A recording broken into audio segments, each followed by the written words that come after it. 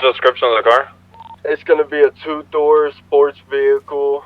It's gonna have green underglow. It's gonna be a black vehicle with green underglow. M4. Do we have a latest 20? He was.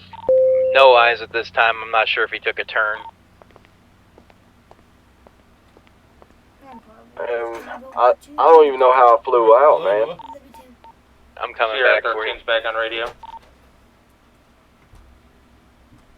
Hanks, did you fly out of your car too when we were chasing that bike?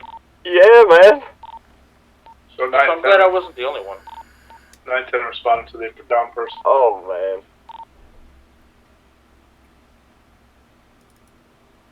I'm in a predicament over here, guys. I'm at 872.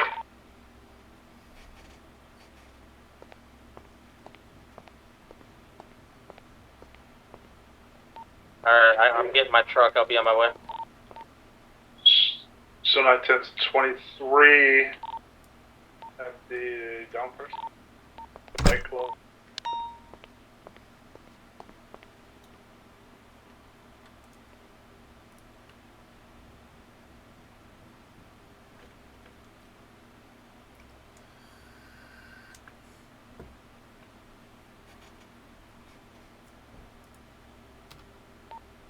I don't have access to this club. It looks like they're inside. Did they lock the door? 10-4.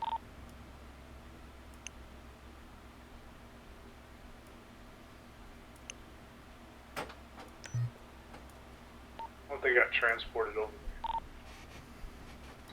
there. Is there a way you could get on the roof and probably get over to where they are and then get back on the roof to get out, or? Negative, you can't get on. You can't do that with that one. 10-4.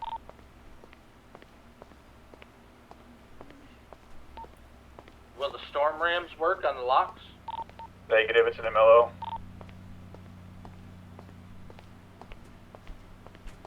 What about advanced lockpicks? Do we have any of those? Negative, can't pick these. Jesus. Alright.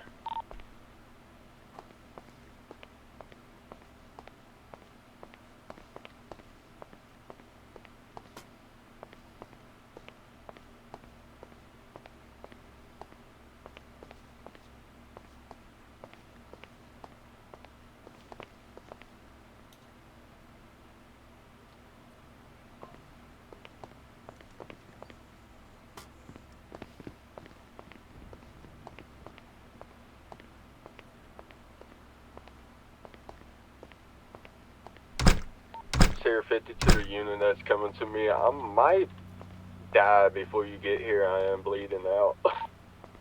You said 872, right? 10-4. I'm gonna be underneath the bridges down in the parking lot area. 10-4.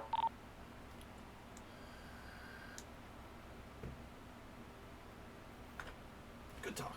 Good talk.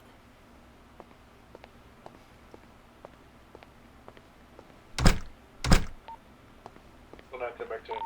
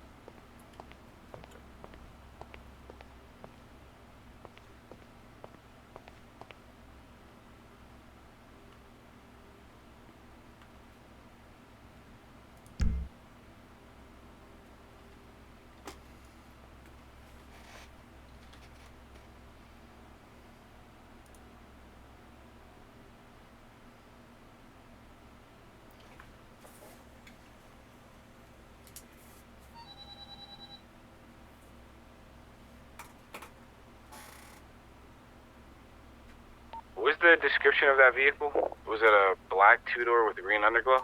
10-4.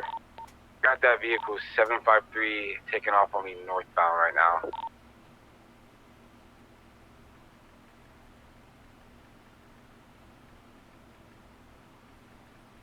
I just had a major headache. I think he was headed northbound Los Santos. Lost eyes on him.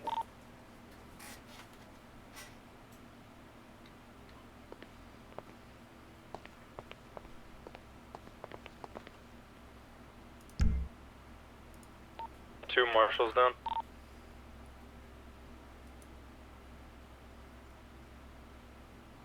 So there's 2 marshals down? Yeah, they ejected out of the car.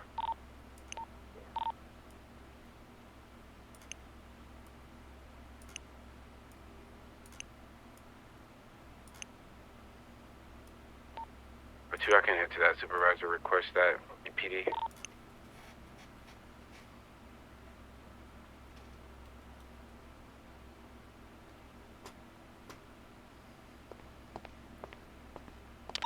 Maybe 3 marshals, I'm not sure where the other one's at. Wait, what's going on? The 3 marshals just ejected out of their car.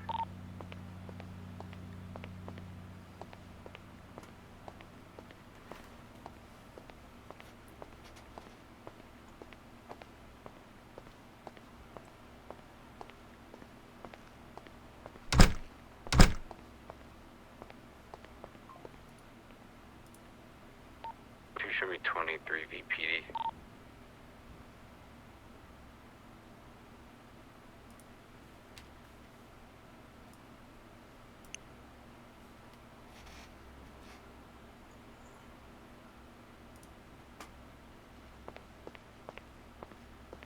Sierra 13 is going to be en route with Hanks. We're going to head to the hospital so we can check in.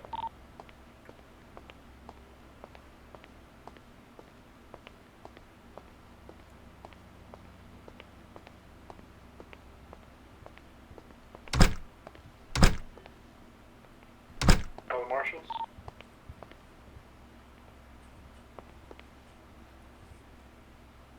I have a 4-door Trackhawk speeding down the highway right now. I get a unit to pull this guy over.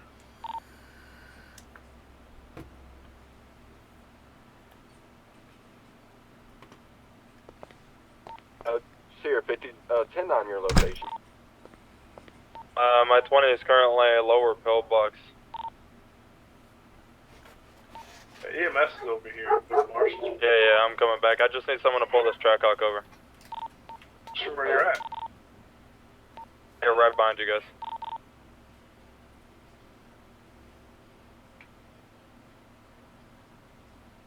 Pull him over. He was speeding down the highway. I didn't clock him, but he was speeding.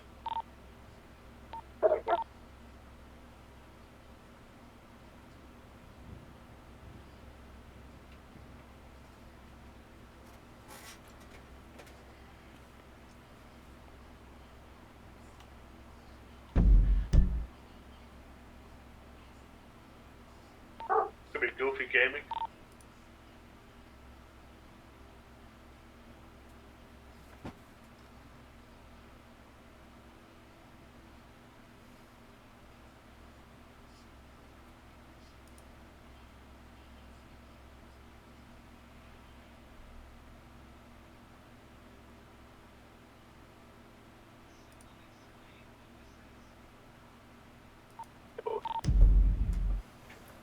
Is that EMS on a bicycle?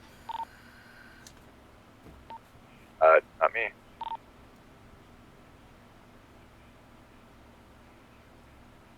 I'm coming to assist you with the traffic stop.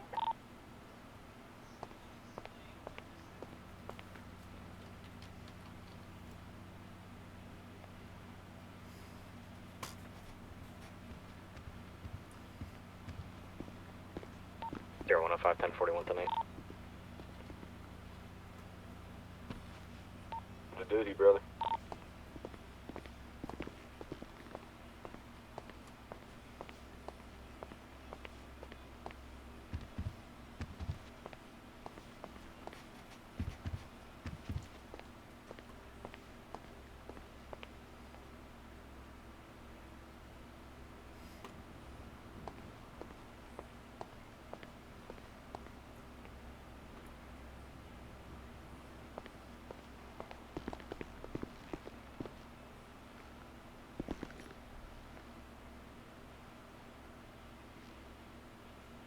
trying to look like me. Let's see.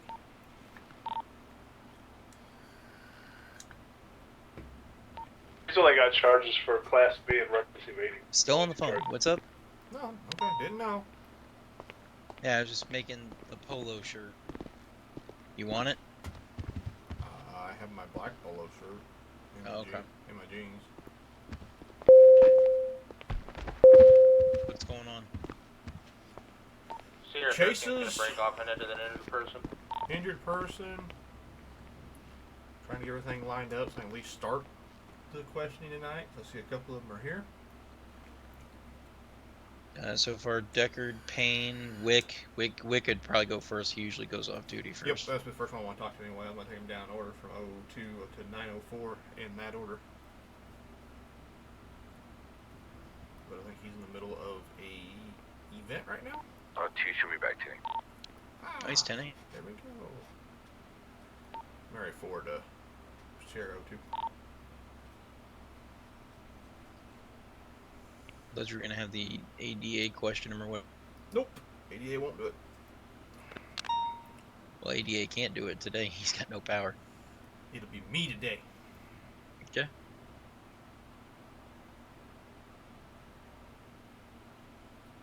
I mean, he wants to ignore me, go one above me.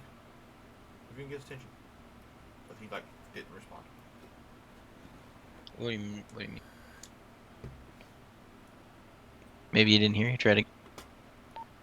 Mary 4 to Sierra 02. Go for 02. You got about 10 minutes to come down and do a real quick questioning?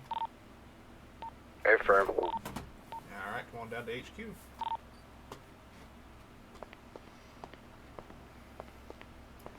Since you're on the phone, you're my witness. That's all I gotta have. Area 21 and 1 here at the hospital.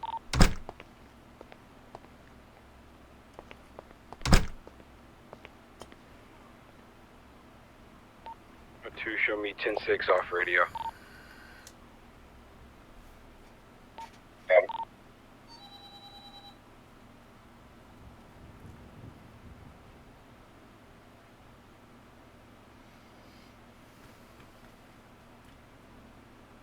So 4 back 10-8.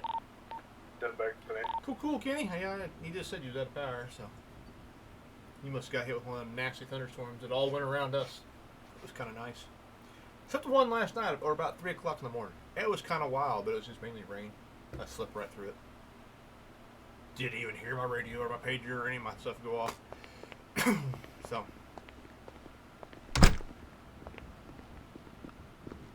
Nice!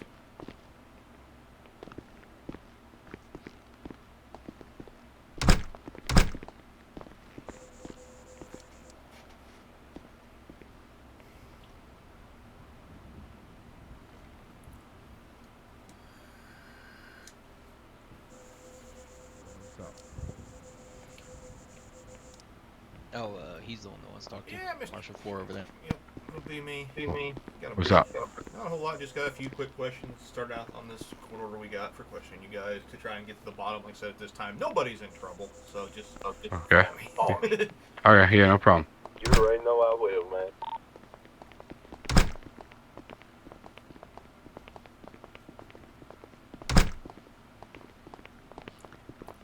Have you a seat on either side? I'm not really too particular at this point. I think the pin's on that one, so I'll sit on this side. Alright, well, we're going to get the voice recorder. Y'all just set up here.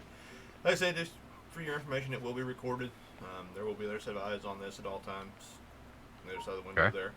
Like I said earlier, nobody's in trouble at this time. We're just trying to get to the bottom of some situations that were put across my desk pertaining to the Avid Silver's protected custody, not protected Especially custody with state trooper deal. 21 And trying to Okay. get to the bottom of Moonshine that en route to situation. Marshals. So, it's Okay, one yeah. of those deals. 10-4. But let me get this all set up here on this side.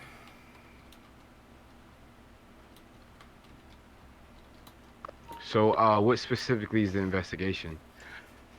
What this will be pertaining to is we got some footage sent to us. We subpoenaed off Mr. Deckard about the body cam for her, where I'm assuming Deckard was the one that established the protection order. We're just trying to get to the bottom of that. Like I said, nobody's in trouble yet, or they may not be at all. We're just trying to figure out what was going on here, because in this period of time is when she was shot and young Theo was taken.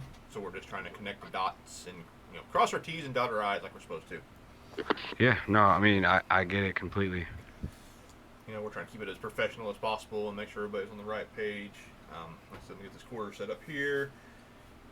Go through my little list of notes. There ain't gonna be a whole lot here, just a few questions. But I said I do. And if you want to hear the video, we did get submitted a video where you basically told Deckard that they're doing it on their own time. Yeah, I definitely want to see the video.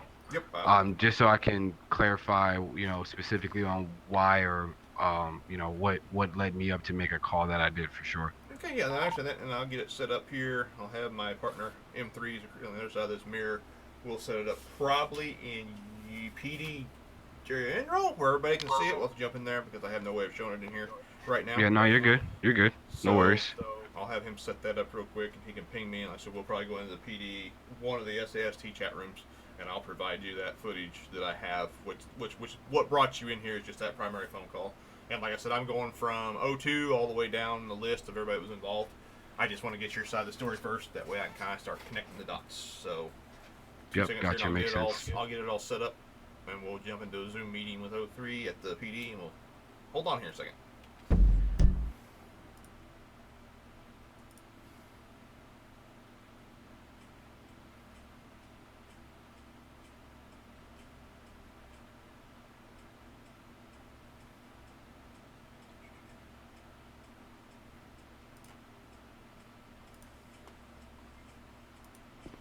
Alright, if you want to hop in that SAST meeting room. Okay, let me.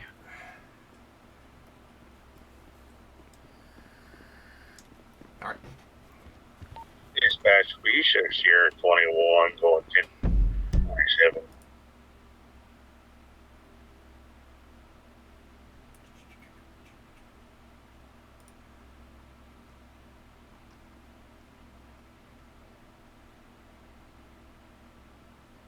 No. Okay, so. He's not in.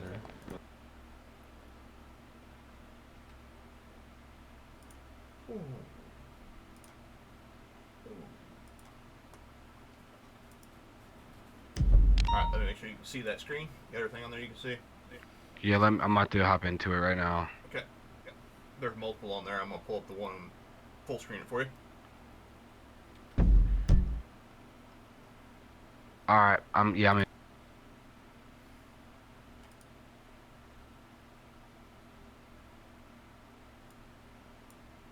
No. Okay, so. He's not in. Okay, so do me a favor. Let him know that he can't be doing that. He's gotta clock out for that. Okay.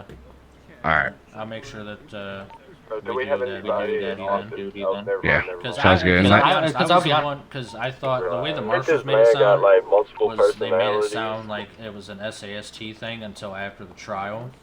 So I was the one that told Grant and Barton that we could do it on duty, being that it was supposed to be an SAST thing, but if that's not the case, then obviously. Yeah, no. So yeah, I mean, nothing, none of this is on them. This is all coming from me. No, for sure, and that's why I wanted to just give you a phone call about it. That's all, man. Yeah, no worries. But yeah, just let him know, because I don't want him to try to get things. Because if something goes down, I don't want this department held for another lawsuit whatsoever. So let's say if something happens and Barton's quote unquote protective custody while on duty from us, then they're going to sue him and us. And I don't want the whole department tied in something that the whole department doesn't need to be in. You know what I mean? Right. So just have him, talk to him, let him know he's got to be off duty to do this. And SAST has we have no parts of this. Okay. So if he wants to do that on his own free will, go for it. But he can't have a badge on. Okay. He can have a service weapon, obviously, but he can't have a badge on, and he can't be on the clock.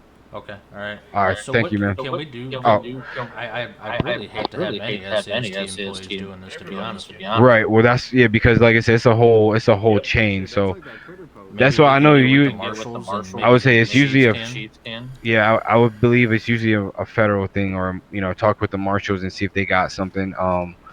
Or even I'll talk to 01 and see if they're if there's something where we could if she's gonna be at one place, we can possibly sit a trooper around the corner or something. I know troopers do that and stuff, just to make sure things are safe. But yeah, because I mean, at this time, we're just taking resources that we need on the streets away, and I don't mean to sound like that asshole, but we kind of need all no, hands on deck when we need them.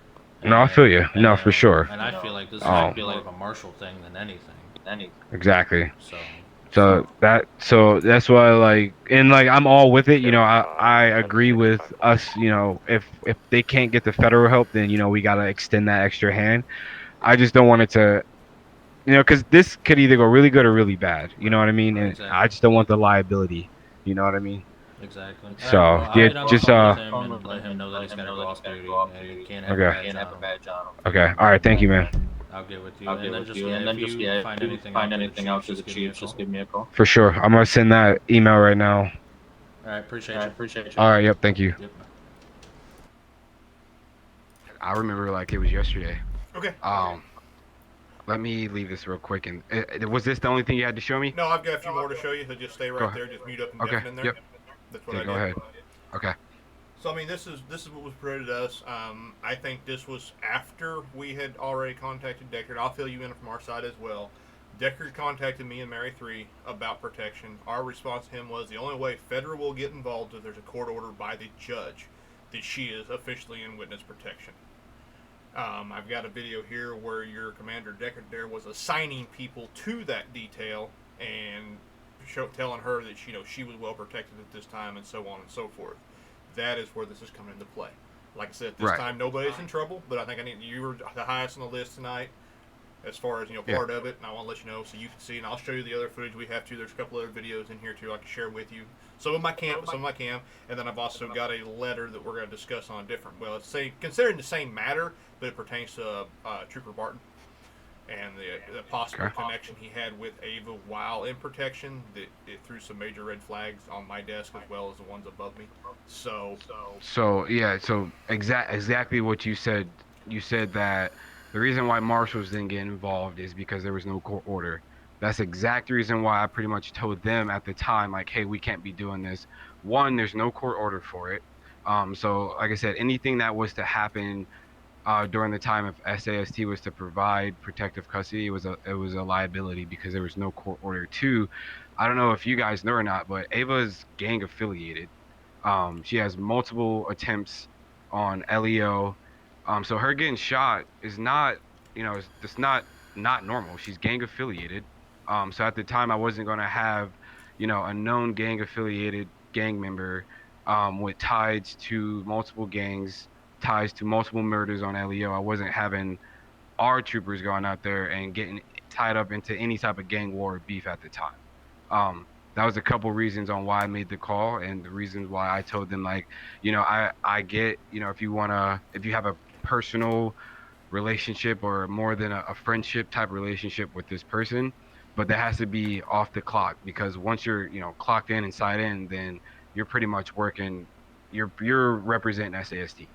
And with her being gang affiliated and the charges that she has on file, I didn't want no part of that whatsoever tied into SAST. If it was a federal thing, I felt like you guys should have took the case originally. But like I said, there was no court order for any protective custody at the time when they, when Deckard decided to put this protective detail together. There was the Chiefs or nothing didn't know anything. Don't be going back 10-8. Okay, that's kind of what I was figuring. Like I said, I'll show you the video that I have of him, the body cam of him when he was assigning people to it and when he informed her of.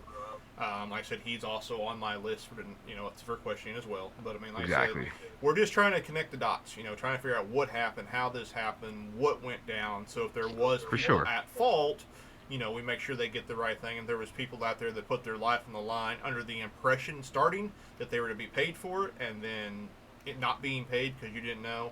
That I think they should be compensated for that time, even if it comes from the trooper who made the call and wasn't officially supposed to make the call type deal. It's just one of those deals because they risked their life. I mean, I'm not going to ask any of my marshals, even my lowest ranking marshal, I'm not going to ask him to do a protection detail without being paid. I'm sorry, you cut out a bit. Oh, I'm sorry. Let me move here things a little bit. I said even my lowest ranking marshal, I am not going to request him to do a protection detail without being paid if there's risk involved. And obviously they're obviously looking through all this. There's a lot of risk involved with this individual. So, like I said, what I'll do is I'll pull up the next video real quick. You can listen to the other side, your commander's side of this story, and then, you know, kind of fill me in on that, and we'll probably be, and we can move on from there. Did it go blank? There, I'm back now. Oh, there you go. Okay. Yep. Sorry, my bad. I jumped screens. I'm jumping faces here real quick.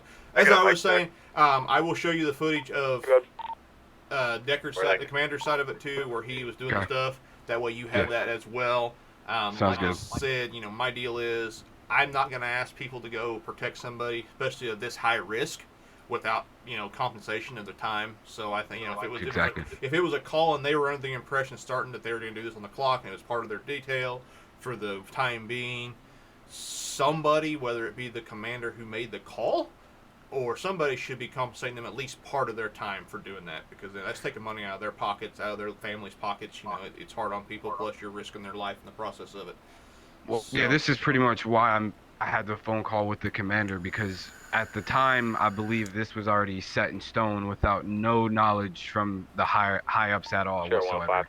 So anything that was done or was, you know, guaranteed or promised, that was all under, you know, whoever made that call. It wasn't under the acknowledgement from the chiefs whatsoever. Okay, well, that's kind of what we're trying to just get to the bottom of things. So let me pop this other video up in there, and I'll have you pop in there and watch that one real quick, and then once it's over, we'll be done with those videos.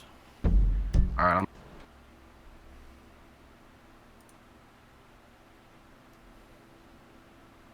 I'm sorry. Go ahead. I'm sorry. Go ahead. I'm sorry. Hey, when it come to her, all fucking hands on deck. If you gotta pee in a fucking cup. Yep. If you're hungry, call me. I will bring you fucking McDonald's. What you want? A McDouble with Big Mac sauce? Can I get a McLovin? Yes, I give you a fucking McLovin. I will God, bro. say, All jokes aside, bro. Theo say, is missing. Yeah. Do you understand that? Theo is missing, so the mom is next. Yep. And she's already They want been the shot mom at. to go after her. Yep. After him, my man. I'm sorry. Excuse me. If I may, I got about $250,000 and about to post up on the streets for Theo's safe return. No questions asked.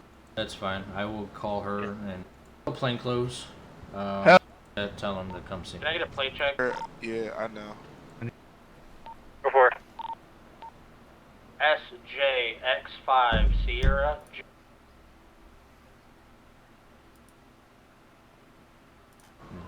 If you guys have any questions in regards to anything, repeat that same crap. Obviously, if you guys get any tips or anything like that, you know, Sierra, take those up, you know, with the necessary chain as well, and then we'll go from there. So, me and Detective McLovin, we are the lead detectives on this, you know, for the missing child.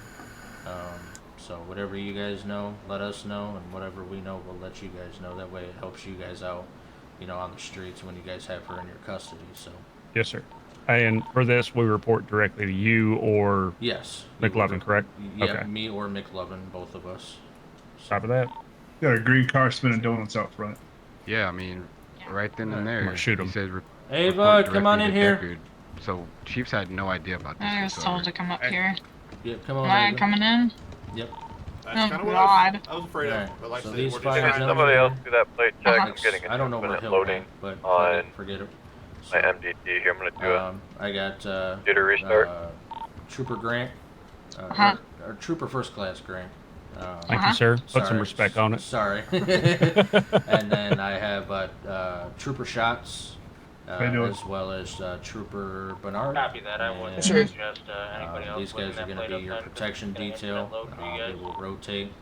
Probably you will be with one of these three at all times. Okay. You know, until we can get this through the trial, get this through, you know, the process and stuff like that. So you're going to be with one of us at all times. We are going to put you in protective custody. So wherever you are, we are. You know, wherever we are, you are. You know. Cool. I pulled up my car again, so I'm going to have to park it. Okay. Yeah, I mean, that's fine. Bike that you were chasing, Bernard's going to be is it a taking purple you tonight. gang member that was riding it? He still is on duty, of course. Yeah, I couldn't tell because it looked like he was wearing a white shirt of some sort, though. I don't foresee anything Can I going get too you long at tonight. 884? I think I have him. He's filling this up one. right now. He Want me will to be in stop? plain clothes. All right, so that's where it all started right there. I could tell you right Yeah, show me an route. now, all due respect, federal agent, but this was a unauthorized operation done by Commander Deckard and the detectives unit without the knowledge of any chiefs. Was a high class risk, gang affiliated. That's pretty much to sum everything up. Oh yeah, and that's exactly why I wanted to talk to you before I start talking to everybody else. I'm still going to get everybody's side of the story, but you know, I'm kind of on, for sure. After reviewing this, I reviewed this footage several times last night. Went through different clips of it. You know, kind of closed, cut it into sections, and played it out so I could. Get notes on everything. He's got brand new troopers on undercover operation details. Like that's not even something that happens. That usually goes up the chain and gets approved. He ended up taking Okay, off. He's going. we're gonna have at least a trooper first class or sergeant and above go undercover, but you're sending fresh troopers out there. He's not You know what I he's mean? stopping Like at that's all light. just negligence on him, because if they That's get gonna be hurt, the guy right there. then like I said again, that'd be falling on us because that wasn't approved whatsoever. You know what I mean? And you're sending untrained, unclassified I don't know if troopers out on positive undercover I wasn't protective gonna stop. detail. That's bullshit right there. Okay, like I said, well, I'm bringing this to your attention as the chief, as one of the chiefs. Yeah. Because that's just how I am. Like I said, I'm not trying to get anybody nailed to the wall on anything. I'm just trying to get to the bottom of it because, like I said, it was laid across our desk. And yeah, we did take her in custody, but like I said, as we stated to Deckard prior to any of this taking place, when he came to us the first time, for us to have any part of it, he has to have a judge's order saying that she is to be put in protective witness program. Exactly. So, like I said, what I will do is I've got one more thing here that pertains to Barton in this. I'll let you read the note. It's going to be on the same screen when I bring it up real quick. I just want you to see it as a chief. You'll be the only one prior to us that has seen this. It was given to me through, well, actually it was sent to me by Barton. So, but like I said, sounds good. So let me pop that up real quick for you. You can take a look at it and tell me what your thoughts on it are and how we want to proceed forward on it as well. Okay, I got you.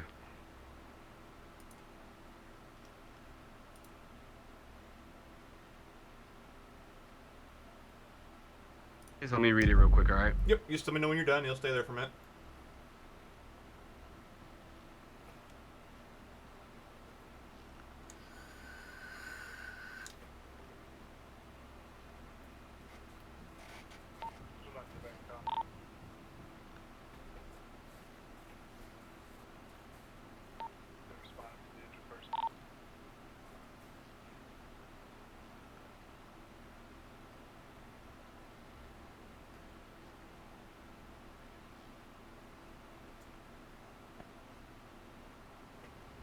And this note was sent from Ava to Barton? Yes, it was from Ava. It was a message from Ava to Barton. So what it seems like to me is, and correct me if I'm wrong, but Barton was also part of this protective custody detail? Yes, sir, he was. And at the time, do we know the nature of their relationship? Barton and Ava? Nope. At that time, I did not know. Like I said, when we set the paperwork forwards, this was what popped up. It's like he got really nervous when he got subpoenaed and said he was going to have to fill out, he was going to start, be brought up on things, to be questioned about it. So, I mean, this was something that popped into mind from him, and it's just a copy of that. It's a message, text message, something along those lines between Ava and him. So, yeah, it seems like to me is like there was something going on between the two. He felt like, if he was getting involved emotionally, he felt like he had to do something, and he went against Chief's orders and got with Deckard, I guess, and built this little squad, try to get a protective custody order for him, and it all went to shit, just like I told him. Okay, well, that's we're on the same page then at that point. Yeah, like that's what I mean. Because this is what I was trying to talk to Deckard about. I'm like, dude, if this could either go really good or really bad.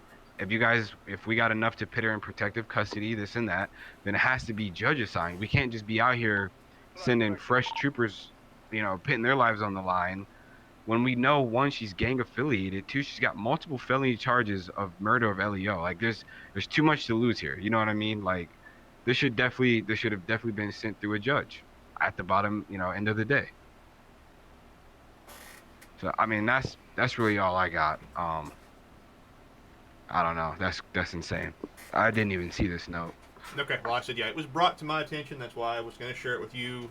It will be put into the evidence with the, as going forward on our side, because, it needs to be, everybody needs to know what was going on with the situations. So we're in situational awareness at this point.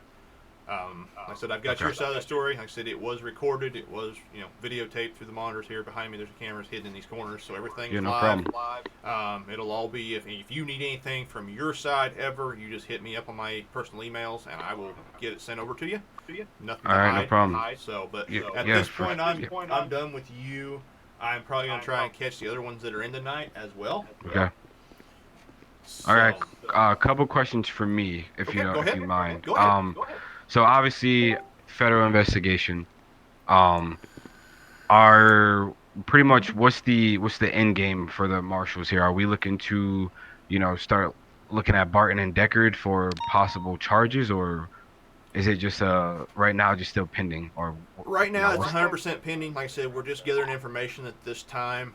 When we do come to the conclusion between M1, M2, M3, and myself on how we want to move forward with this, yes.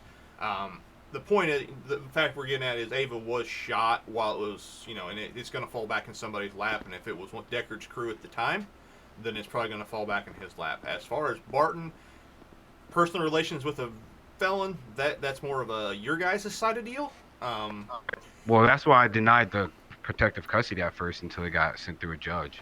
Oh, and then I appreciate, like I said, I understand that whole deal, and that's my thoughts all along was there was some things here not going as planned.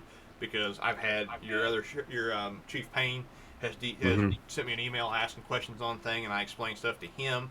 And I said the whole point of me talking to you is because I said I've got you on a phone call with Mr. Deckard, and you would be the very first person on my list to talk to when I had the chance to talk to you before I start anything. That way I get from the chief's side, because I basically told him you would represent all four of your guys as chiefs, basically. Right. I accept that, and if they want to put their input in, they are more than welcome to contact me via email or here at the office, whatever, because that's where I'm going to spend most of my time over the deal. And as far as the Ava stuff is going, the end game for her is she's going to be moved, if everything goes the way she thinks it's going to, she will be moved to a different state, and nobody will ever see or hear from her or Theo again. They will be gone, and I won't even know where they go. So. Okay. All right. Yeah. I mean, like I said, I'm full transparency, so that's pretty much everything I've got on this situation. So, I mean, if you need me, you know where to reach me, man. I will, like I said, and it's like I told Payne last night, Chief Payne, I'm not out for just any person. I'm not trying to be a dick. I'm just doing my job I put on my desk. 100%. Yeah, no, I agree. No worries. So I appreciate your time, man. Yeah, no problem. You guys have a good one. Yep, you do as well. Oh, wait. Is it this way? Yep, you're going right. Yeah. Going right. Okay, cool. Double doors here, and then these double doors here. I think they're locked behind you. Oh. Yeah, power it locks locks. fast. I keep forgetting. All right, there we go. You're good. Yeah. Oh, there you go. I'm sorry. I've never met him before. Looks like we got fellow attorneys in the scene. Oh, cool. But like I said, I will grab the next person in line, which I do believe will be Deckard. All right, if you guys need me, just let me know. All right. All right. Sounds good. Have a good Yeah, no one. problem. Yeah, it happened to make its appearance about 45 to an hour ago. Nice. Nice. All right, so I've got his statement, which I'll review with you as well. I got some more stuff for you guys to drop down on the table too. If you want to, Maverick, get Mr. Deckard still around. I don't know. I'm out of the radios. Ah, okay.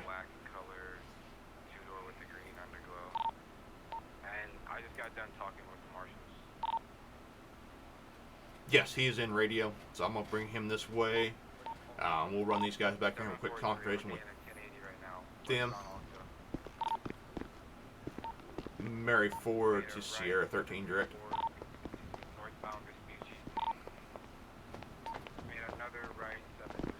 There we go.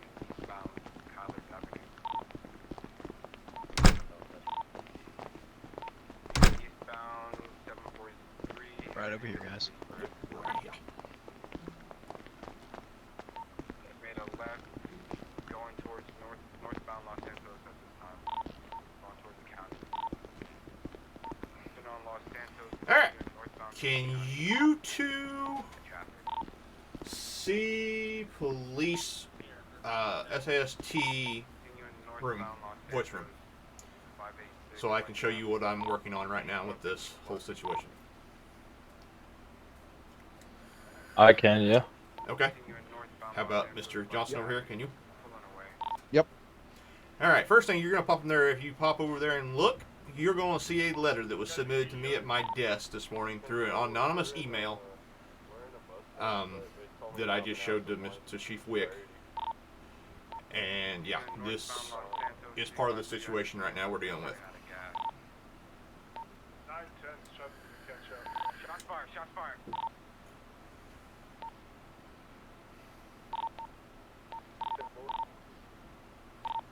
At the window, shots fired. 360 northbound.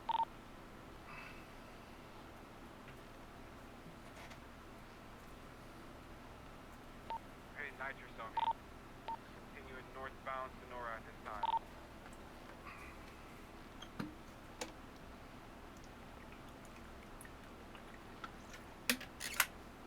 Continuing northbound Sonora past Sandy.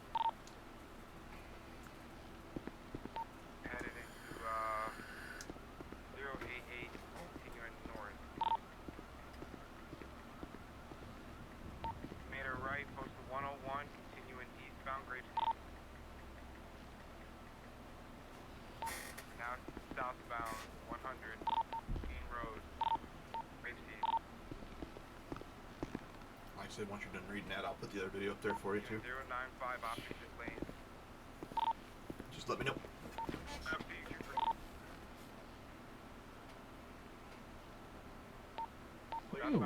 Okay, that's interesting. I got a tire shot. 090, 1050, 1050. So who's Barton? Barton's a cop, right? Barton is one of the troopers involved in this detective detail that was assigned by Commander Deckard, and at this time I was informed by the chief that this witness protection through the state troopers was assigned without any knowledge or approval from the chiefs. So. Alright, hold fire. One down, one down, one down. Hold fire. Good shit, guys.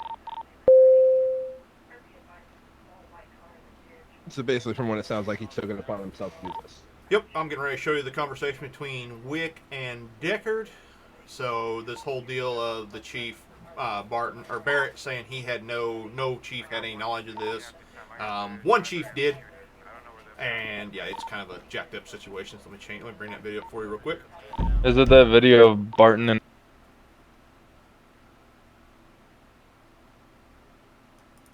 No. Okay, And so... he's not in. Okay, so do me a favor, let him know that he's Dougie P followed your channel. For that. Welcome aboard, Dougie. Alright. I'll make sure that we do that off duty then. Yeah, sounds good. Because I thought the way the Marshals made it sound was they made it sound like it was an SAST thing until after the trial. So I was the one that told Grant and Barton that we could do it on duty. Being that it was supposed to be an SAST thing, but if that's not the case, then obviously. Yeah, no. So yeah, I mean, nothing. None of this is on them. This is right. coming from what I'm working. No, for sure, and that's why I wanted to just give you a phone call about it. That's all, man. Yeah, no worries. But yeah, just let him know, because I don't want him to try to get things. Because if something goes down, I don't want this department held for another lawsuit whatsoever. So let's say if something happens and Barton's quote unquote protective custody while on duty from us, then they're going to sue him and us. And I don't want the whole department tied in something that the whole department doesn't need to be in. You know what I mean? So just have him talk to him, let him know he's got to be off duty to do this, and SAST has nothing we have no parts of this. Okay. So if he wants to do that on his own free will, go for it, but he can't have a badge on. Okay. He can have a service weapon, obviously, but he can't have a badge on, and he can't be on the clock. Okay. All right. All right. So thank you, man. Can we do? I really hate to have any SAST employees doing this. To be honest with you. Right. Well, that's because, like I said, it's a But he's the one. He don't want an SAST on it, but he's the one that assigned him to it. It doesn't really make sense to me, but. That don't make sense. But as you know, that's the whole deal. That conversation there, yeah, Wick can sit here and say he told him not to do it, but then he's also sitting here giving Decker telling the commander, hey, if he wants to do it on his own free time, it's on him type deal. But the fact is, he was still on or off duty. He's still a trooper, so that wasn't going to cause any of the issues of if something was to happen during that time, it's still going to come back on the trooper's lap because they have a commander who is pushing rank and giving out orders that he shouldn't give out. Basically, is my understanding. So. Is Deckard on his way? I'm working. I never heard back from him. Let me try one more time here. It's 10-8. So. Mary 4 to Sierra 13 direct. You want to come down to HQ real quick?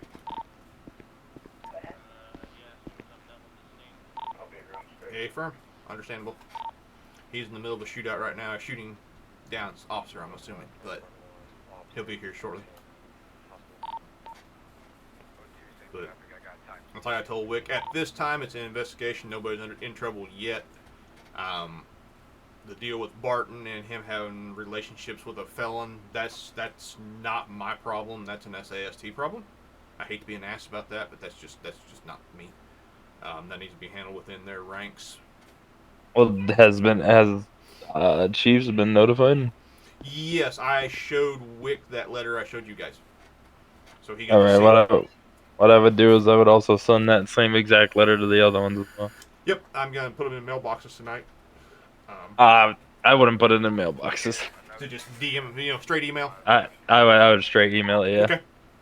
Yeah, I try not to bug people's emails. You know how I am. I try and be respectful to everybody. So yeah, I can send that straight through. This is valuable information to the Chiefs with things underlining in their department, so I don't think they would be bothered. Okay. Well, I'm trying to keep my lines. No, you're good. You're good. Not trusting. If they have any questions, just tell them I told you to. Okay, I can do that. That's kind of the other thing. I take your guys' advice and put it forward too. But yeah, that was my deal. I literally got that in my email earlier this morning, and it was just kind of like, okay, that's weird, but all right. But yeah, that's what we're working on there. Nobody else needs to know about it, but everybody that's involved, like your 102 stuff. Yep, like I said, as of right now, the only people that have seen it is the marshals. Of course, that's in our marshals link that we can only ones that are allowed to see, and then I showed it to Wick. As far as that, nobody, and now you two. Other than that, nobody has seen that letter yet. So. Yeah, that's kind of why I want to keep it away from the mailbox. Hey, firm, I ain't got a problem doing that. I'll definitely send it to him direct.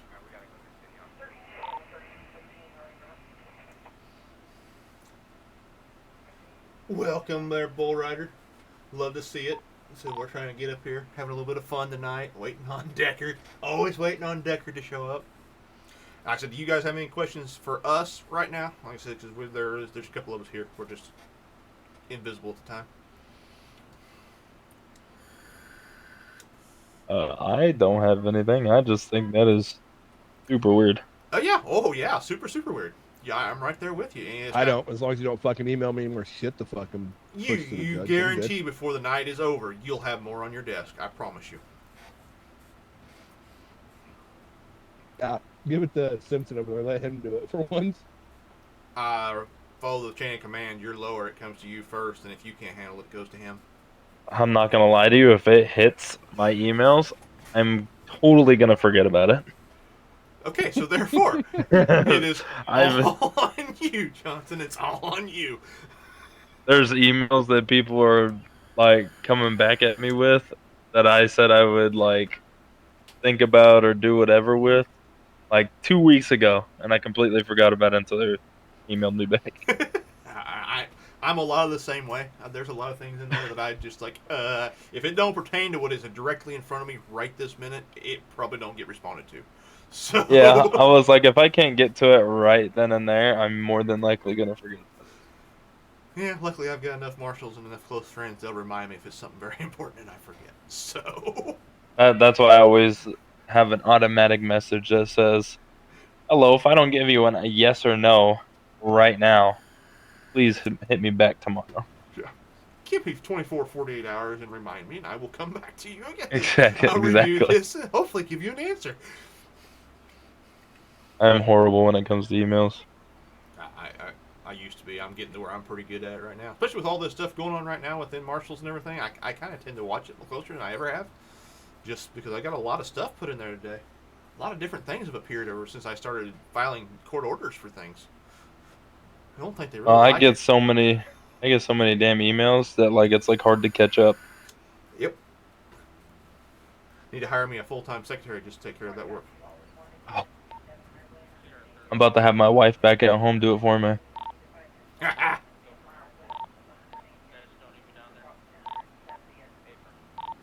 The shit hits my desk, I'm instantly pushing it over and getting it done. No, I ain't like that shit.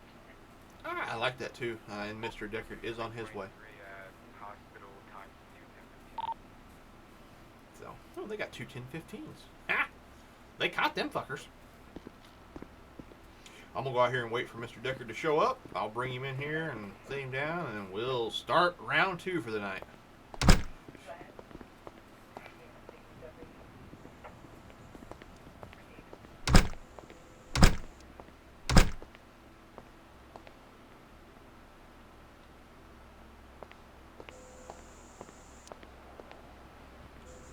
It doesn't mean shoot him when he shows up.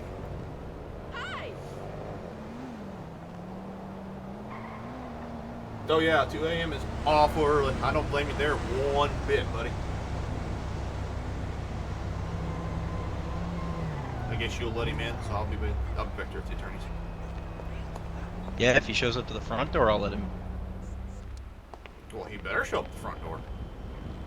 This ain't invite only to the back door.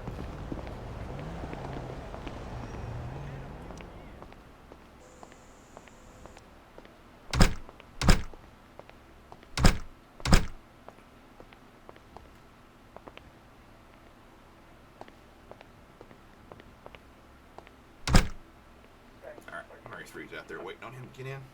Are we still looking at the end of next week for her trial, for Miss Ava's trial?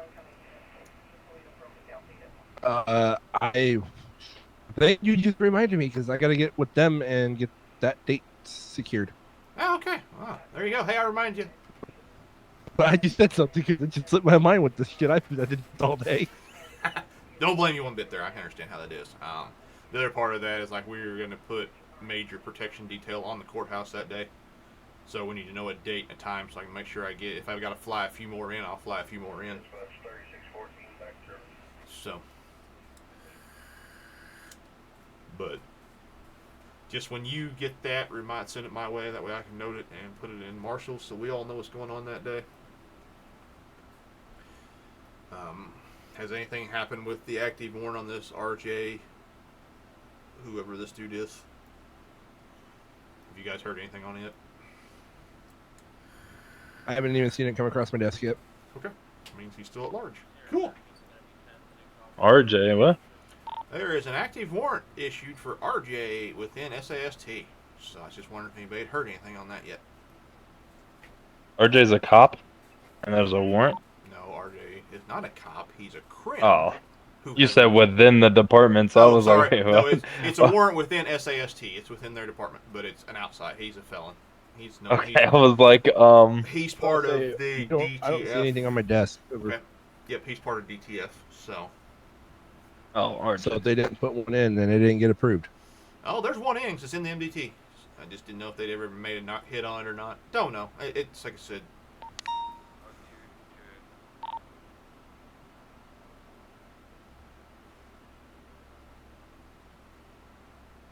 Yeah, that's our other suspect right here, right there.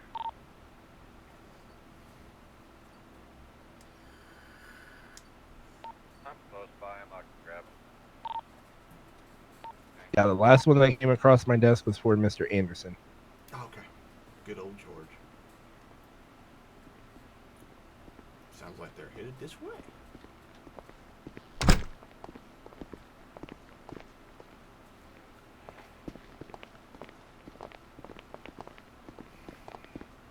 Alright, Mr. Deckard, have you a seat there?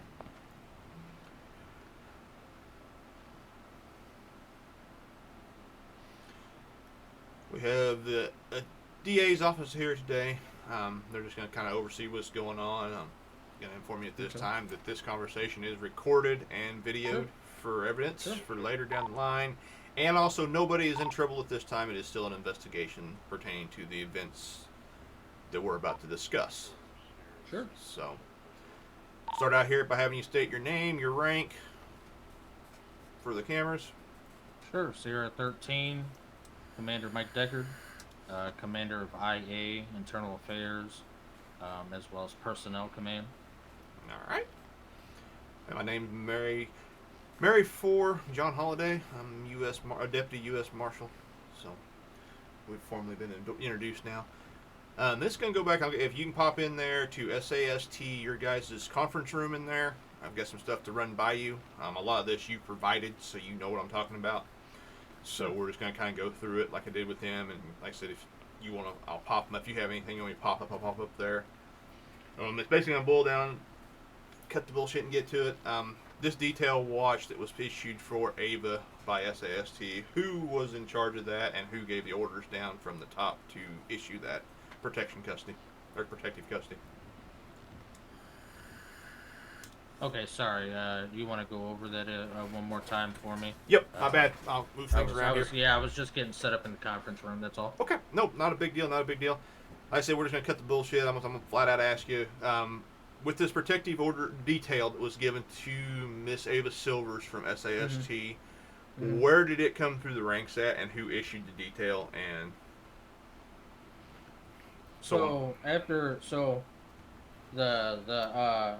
the original order came down through me, and I'll tell you why. So upon getting into, basically I'll just kind of give you the rundown of what everything happened and how it happened. So Miss Ava Silver came to my office and stated that she was kind of looking to, get out of the lifestyle that she was living.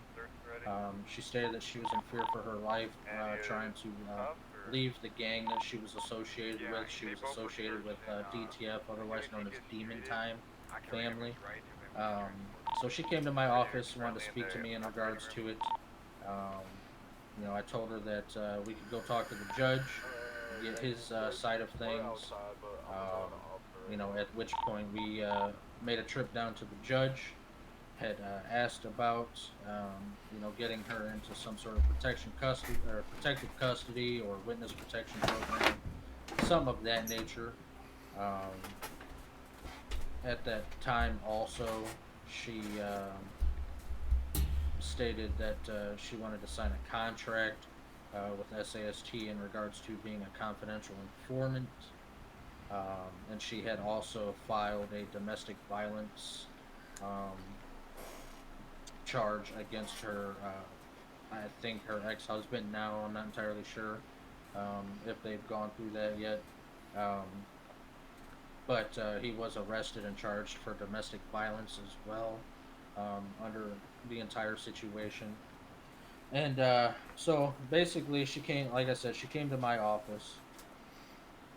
And we went down to the judge. The judge basically told me to talk to the U.S. Marshals about it. And then at that point I talked to the U.S. Marshals about it. They denied, basically, taking her into protective custody.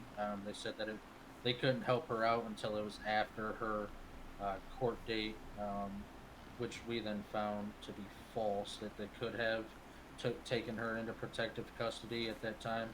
But with them denying the witness protection until after her case with the domestic violence, we were kind of left SAST with their hands tied on what to do with the situation.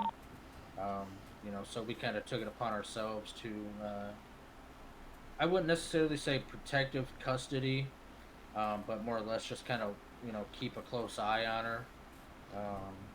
And that came down from me. Me personally. After that, we kind of kept a close eye on her for a couple of days.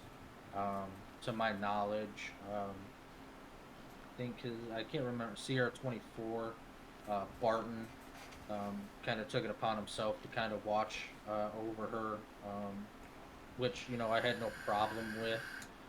I did want to make sure that they were going to do it on duty, You know, that way, you know, it covered any legalities or anything like that on our part. Um, and then I got a phone call from Chief Wick um, a few days ago stating that you know, he just wanted a little more information in regards to the protective detail. Um, and like I said, it wasn't essentially like a protective custody. Like we weren't going to have her in our custody 24 hours. You know, we're not, you know, capable of handling witness protection like the U.S. Marshals are. So, um, but you know, I digress on that. So Wick gave me a phone call, stated that he wanted it to make sure that he wanted anyone involved to make sure that they were off duty so that it didn't come back on the department if something were to happen to her. Um, you know, while we were kind of overseeing her safety. Um, so I gave Barton a call, let him know on the situation, and you know, from here on out, then you know, what happened happened. So, to my knowledge, she wasn't under protective custody when her child was kidnapped. Um, she was kind of out and about doing her own thing. We didn't have officers with her at the time of her kidnapping. Well, I don't want to say her. Well, she was sort of kidnapped. Basically, her and her child were kidnapped, and she ended up getting shot and injured, and her baby was taken for a couple days until SAST recovered the child. After SAST recovered the child, that's when the U.S. Marshals decided to take her into protective custody. Okay. On that, with the marshals, like I said, we would not take custody of anybody without a court order. Therefore, you would have had to have requested the judge to send us paperwork. So it wasn't false. It's just the paperwork. The T's weren't crossed and the I's weren't dotted for that. Well, and the reason the paperwork was never filed was because originally the marshals denied the witness protection when I talked to the witness, or when I talked to the marshals. They said that they couldn't do anything for her until after her case. Typically, yes, so that would be. That's why the paperwork was never filed to begin with. And that I can see that side of it too. But I said, yeah, but at any given time, if you would have went to the judge and said, hey, she needs to be in protected custody now, how do we proceed getting paperwork filed to hand to the marshals, and the marshals would have took custody at that time. We're not going to come in and step on people's toes unless we're asked to, or we absolutely have to. Prior to everything going on, marshals had no real clue of what was going on with Miss Silvers and the whole situation. We had not been briefed on any major gang activities or anything like that going on within the city at that time. Well, we most definitely. I know for sure that I personally have talked to a couple marshals in regards to it. It may not have been you directly, but there were definitely marshals that were briefed on the situation for sure. Okay, like I said, my first briefing I got was the night I was there, and we took Miss Avery from the hospital and the young child into custody and moved her to a different location. That was the first I had heard the whole rundown on the situation. I said that could fall on deaf ears. It could be anywhere. Like I said, we're just trying to connect the dots in the chain of events. Most definitely. We're going to go back to the shooting of Miss Silvers and the kidnapping of Theo. Whether she was or was not with an officer at that time, had you stated to her prior to this happening that she was in protective detail by you guys? So I did state that, and I do believe I've sent over body cam of that. It was I don't remember the dates exactly. The body cam should have a timestamp on it. If not, I can probably try to get a timestamp for you. But our body cam clears up after 72 hours. So I was lucky enough to even have the footage still that I did have. But like I said, you know, she was given, you know, she was given three officers basically to look over her and watch over her, and she was, you know, well aware of it. Okay. Another situation is, at any given time, when did I believe it was you and Mr. Barton receive keys and technically move into her residence out there by the Oceanside? I don't remember the exact date, but it was before. Um, it was before the kidnapping. She asked if she could have somebody basically watch over the house for her, because she wasn't going to be staying there. She was going to be staying with a friend. I don't know who that friend was, but she basically just wanted somebody to stay at her house to kind of just watch over her property and nothing happened to her property. Okay, and that. Alright, I mean, I wasn't aware of Barton having keys. I was aware that I had keys myself, but I wasn't aware that Barton had keys as well. Okay. No, I said it's just one of those deals that some of the statements I got from him said he did have keys to it as well, and that's on a different level with the situation there, from stuff that was given to us the other day, which is above your pay grade. So hate to be an asshole, but that's what it is. But it's also I stick to what I know, and I stick to my job duties, and that's about it. Well, that's how it should be. I mean, it's really how it should be. Back to the Ava deal. So she was technically was put in protective custody of sorts by SAST. Yeah. I wouldn't say it was a protective custody like how you guys handle protective custody, but we basically just put boots on the ground to watch over her and make sure that. So it was more of a protective detail instead of protective custody. Yeah, exactly. Because we didn't have an officer with her 24/7. She wasn't, at the station 24/7. We just don't have the resources for that. So and she was well aware of that, and the officers were well aware of that as well. Okay, so going back to the conversation between you and Mr. Wick when he informed you that if you guys were to do this, you were not to get paid. Prior to that phone call, was your troopers on this protective detail under the assumption they were getting their full pay for that incident? Yeah. Yes, I told them specifically that they would be on duty and in uniform for it. Okay. How many of them protested that, or actually continued without being paid during that time? Because that's a sticky situation there. So from the time that I had, gave those officers the orders, to kind of just watch over her, and let them know that obviously they would be on duty still and everything like that. So from the time that I ordered that to the time I got the phone call was probably, 20 minutes or so.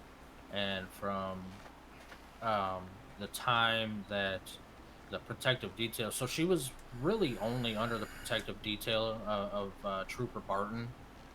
The other two troopers never had a chance to really interact or take that protective detail. Okay. I believe that those troopers were, they were on duty patrolling as normal. Okay. I have one question. What rank were those troopers? So Grant is Trooper First Class. Barton, he is a Major. And I put Souza, which I believe is a Trooper. Those were the three that I had assigned. I was originally going to assign Hall, but I never assigned Hall. Do you think a trooper, even if he would have had the chance, but would a normal trooper have the training to deal with the situation involving if she got wrapped up in something? I feel like it was well within our normal job duties, yes. Okay.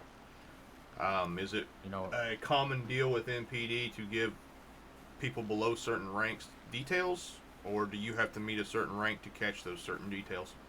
To be honest with you, this was really the first kind of detail that we've had to really do, at least since I've been on the force.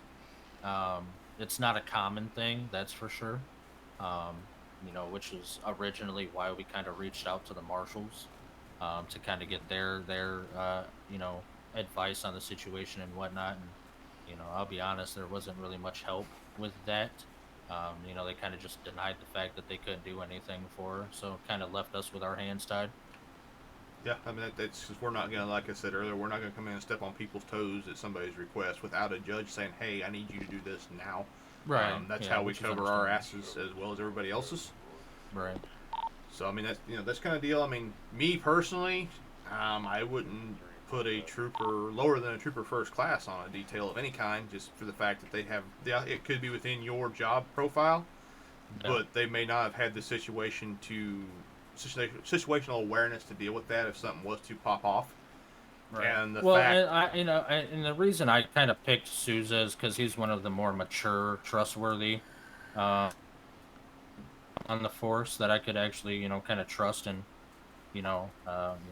to do that sort of detail. So okay. I kind of based it off of, I didn't really base it off of rank. I based it more off of good judgment and work ethic and how they handle situations previously. So. And with the whole Ava coming to you about getting out of all this, is there some like moral connection between you and her, or are you just somebody she's associated with, dealt with a lot, or kind of what are the stories there? Because it's kind of weird that she'd come to just anybody and ask, "Hey, I want to get out of this lifestyle and want something different. Can you help me?" Well, she didn't pick me for no reason. I was the highest ranking officer at that time. That was around, as well as I carry multiple certifications and subdivision titles, as well as detectives and SWAT. So I felt as if I should be the one to kind of talk with her in regards to the situation that she was going through. Prior to her coming to my office, we had no connections or anything like that whatsoever. Okay, and then on the Barton, was there something between her and Barton for Barton to willingly go off duty and just spend his time with her that you're aware of for protection? I wasn't aware of any relationship or anything like that prior to tonight, tonight I wasn't aware of anything, but as from what I've heard, um, basically, according to what I've heard, was they kind of grew a relationship over time, of him kind of watching over her, and I did, you know I kind of watched over them, because Barton's one of those guys that it's hard to tell what he's up to. So while he was out on, doing the protective detail and stuff like that off duty, I kind of, watched over him. And I did start to notice something, um, a little bit there, spending time, together, and, stuff that would, abnormally happen, if they were just like friends or if he just knew her from, interactions with PD and whatnot. Um, I didn't really think too much of it at the time because it didn't really seem, um, like a relationship, if you will. I kind of thought of it as just him trying to, you know, make her as comfortable as possible within the situation that she was in, and kind of try to, you know, lighten the mood, if you will. But as once I went on duty tonight, I found out that it went much farther than, what I had anticipated. So my question is, if in your stance as a commander, if you would have seen that on any other trooper, would you have intervened quicker, or would you have pulled him aside, at least asked him questions based on that? So if you started seeing something that wasn't legit, maybe throwing flags on them, maybe they're a little too close. Plus, you as the commander, you know her history, you know her background, you know what she's tied up with and who she's tied in with. Mm-hmm. Was you okay with letting one of your majors just scroll around and be solo out there, or was Well, like I said, all this happened after the fact that I got the phone call of him having to go off duty. What the troopers do off duty on their own time is not my concern. That's they live their own life. They do what they want to do off duty. I'm more concerned with what they do on duty than what they do off duty. So you need to be concerned with both, because even if they're off duty or on duty, whether he was on the clock or off the clock and something was to happen, he would still be a prime target for a lawsuit, which would still fall back in your guys' laps. As well as if something was to happen to him and he was killed in the line of duty, I guarantee his family's going to come after you guys harder than anybody you ever knew. Well, I'm not saying. And on top of that, you guys put in a PC for Ava Silver, so if anything happened to her, she could turn around and bite all of us in the ass. Yeah, that's. Well, I'm speaking relationship wise. I'm not gonna sit there and dabble into my troopers' relationships. You know what I mean? Even if I knew that there was a relationship going on, that's, Yeah, but do you that's think it's nothing that. smart for a trooper that's not a convicted felon, is a government official in a relationship with a felon? That's again not nothing to Like I said, I'm not gonna dabble into somebody's relationship if he I can't make his decisions for him. If it's not affecting his work duties or anything like that as a police officer, then I have nothing to be concerned about. No, it's just something to think about, though. You ought to be kind of curious what's going on with that because their lifestyle off duty could greatly affect your guys' lifestyle on duty. If maybe they get Right. off duty and they go out and party with the wrong people and get a little loose lip, because as a trooper, same as a marshal, you are to live both on and off duty at a higher standard than the local civilian. Of course, and like I said, prior to everything coming to light tonight, I wasn't aware of a relationship going on with it. Like I said, I just when I was watching over them, you know, like I said, I didn't anticipate anything more than him just trying to make her comfortable, within the situation that she was in and trying to make light of the situation. But I I think didn't what see he's them. I didn't see them kissing, hugging on each other, or anything like that. I think what he's trying to ask is, if you saw that there was something like that going on, would you do something about it? I mean, yeah, if I saw them, kissing, hugging, and things that were, out of normal, then yeah, most definitely I would have intervened. Okay. That's a plus. I know I would. That's just me. Yeah, but like I said, I hold my troopers to a higher standard, of course, right? Yes. So, it's to be expected that they live their outside life, with that higher standard. I trust all my guys, and you know, that's one of the reasons why I'm in the position that I'm in is because I know that I can trust some guys, and you know, make sure that they're handling things on and off duty as to what they're supposed to be. Okay. Yep. Back to the Ava deal. With you, like I said, making her believe, whether it was a fact or not, that she was under PC, protective custody with you guys, or protective detail with you guys. At what point does that protective detail become a priority? Because I would not, if I put somebody on protective detail, I would not just let her roam the streets, have her phone, talk to her if she wants to.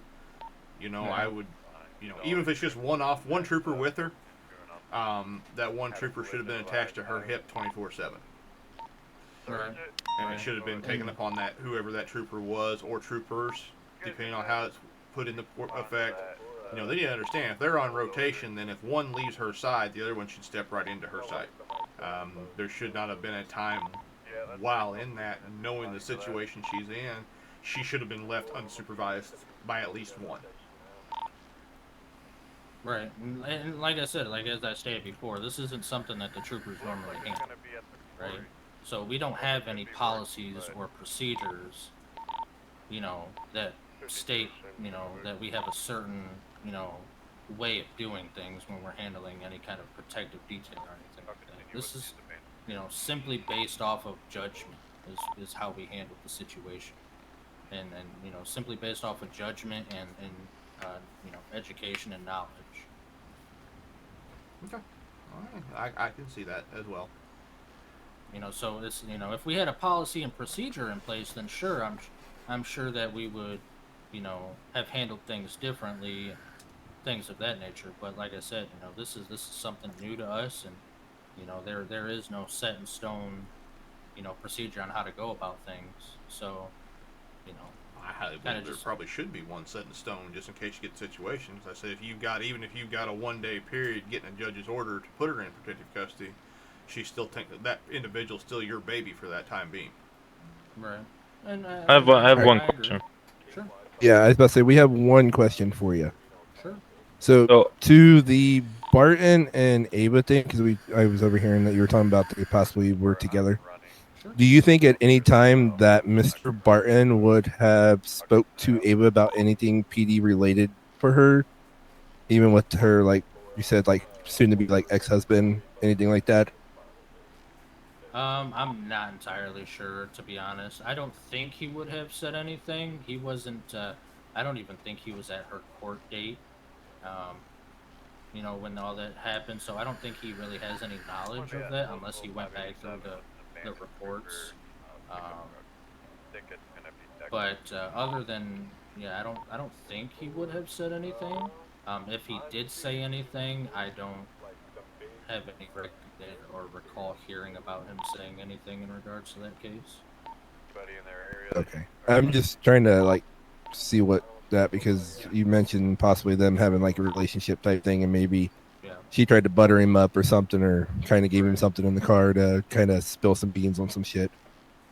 I mean, I know what I do. First thing I do when we get a detail put on our desk, I go back through all them reports. We usually subpoena them reports, and one or more marshals will review that with a fine-tooth comb, so we know exactly what we're getting into. I have one other question. Sure. So, you said there was one major and 3 lower ranks between trooper or TFC and trooper? So there was a major and a trooper first class and a trooper. Okay. So what made you choose 2 individuals at the lowest of the low rank possible? If it's not in the training SOPs and or what is it, a cadet checklist that you guys have? Mm-hmm. What made you choose the lowest of the low instead of the people that are high to understand and or comprehend what PC means? I mean, they were fully aware of what PC means. Well, but they don't know how it works. You know what I mean? It's not,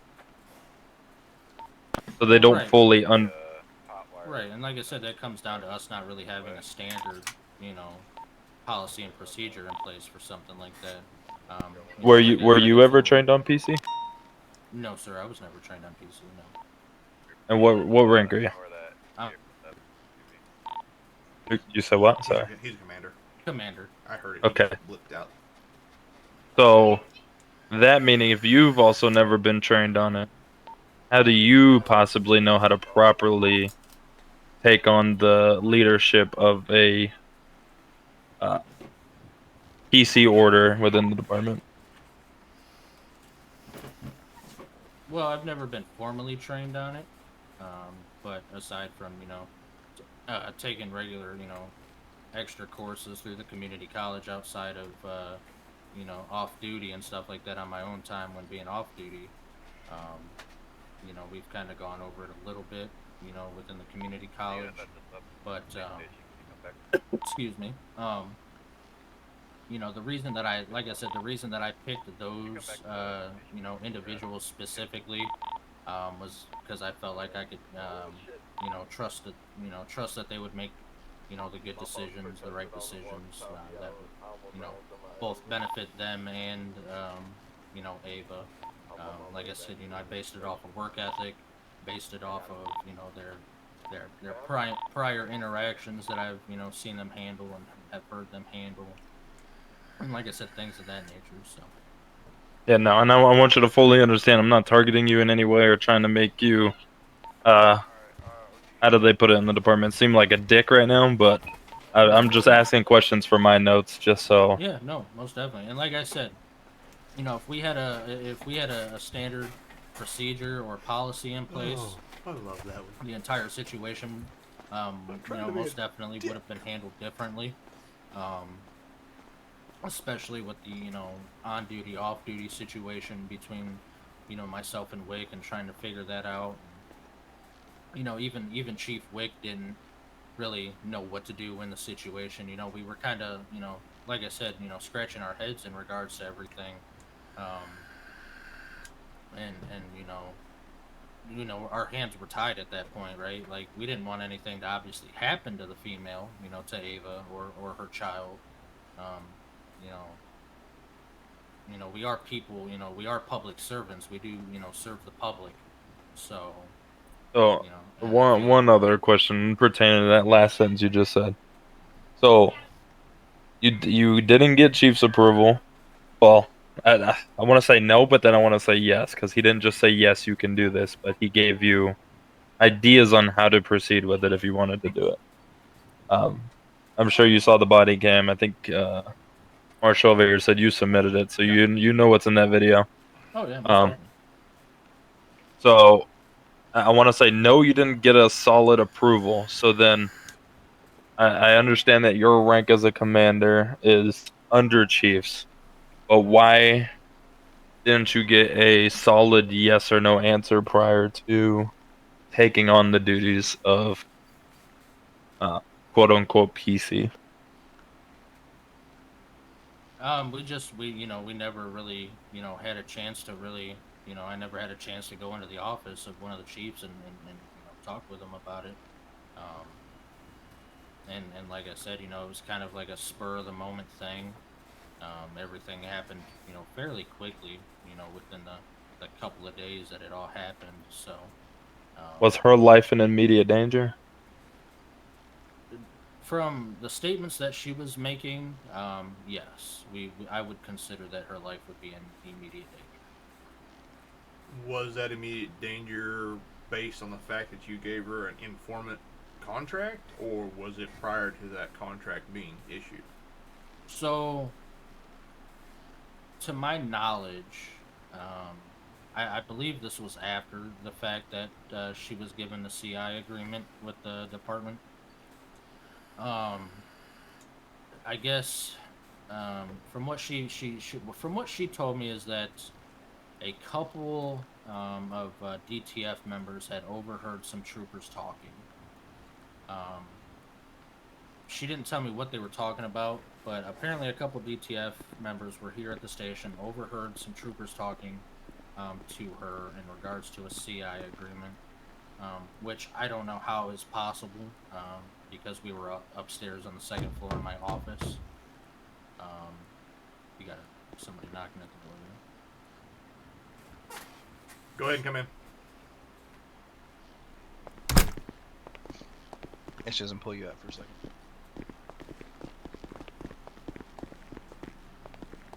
So the marshal he had the conversation with was me.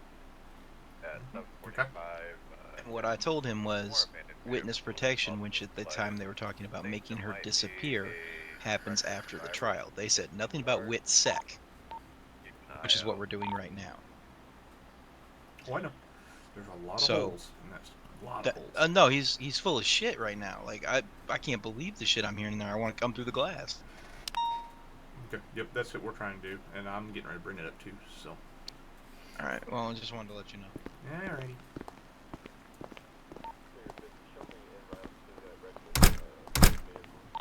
Sorry about that. I'm not in radio, and he had to tell me something. That's gonna be a. But, alright, where was we before that was briefly interrupted by another marshal? Oh yeah, that's okay. You guys got any more on that? You guys done with what she was discussing with the whole WITSEC PC deal? I'm sorry, where were we? What were we? Talking about the informant contract. So the informant contract. So she had informed me that apparently a couple of DTF members had overheard the conversation that we were having with her, and and I believe I can't remember who else was in that conversation. I believe Sierra 10 Fitz was in that conversation when we were having about the CI contract. So we were having that conversation. Apparently, DTF overheard it. She said, and they started to suspect that she wasn't loyal to the club and loyal to the family, and started making threats towards her. Started making death threats, asking her if she was afraid of death. Asking her what she would do if she didn't have her baby anymore, things of that nature. So, from hearing that statement and everything like that, we definitely thought that her life would be in immediate danger. So this conversation you was having with her, whereabouts was it? Was it in your office? Was it in the lobby? I mean, where were you guys at during this conversation that they could have been hearing what was going on? This would have been in my office, I believe, having that specific conversation with her. I'd have to think harder on that one. I think he's asking the conversation about. Correct me if I'm wrong, Marshall. The filling out the informant thing or something like that. Leading up to that. That happened. That happened. You know, in the office at the station. Okay, so how did they? Yeah, how did they hear anything if you were in your office? If you were in the lobby, I could see somebody being outside the lobby, maybe hearing through a window or a door. So my office kind of oversees the main lobby. I'm not entirely sure though how they overheard that conversation.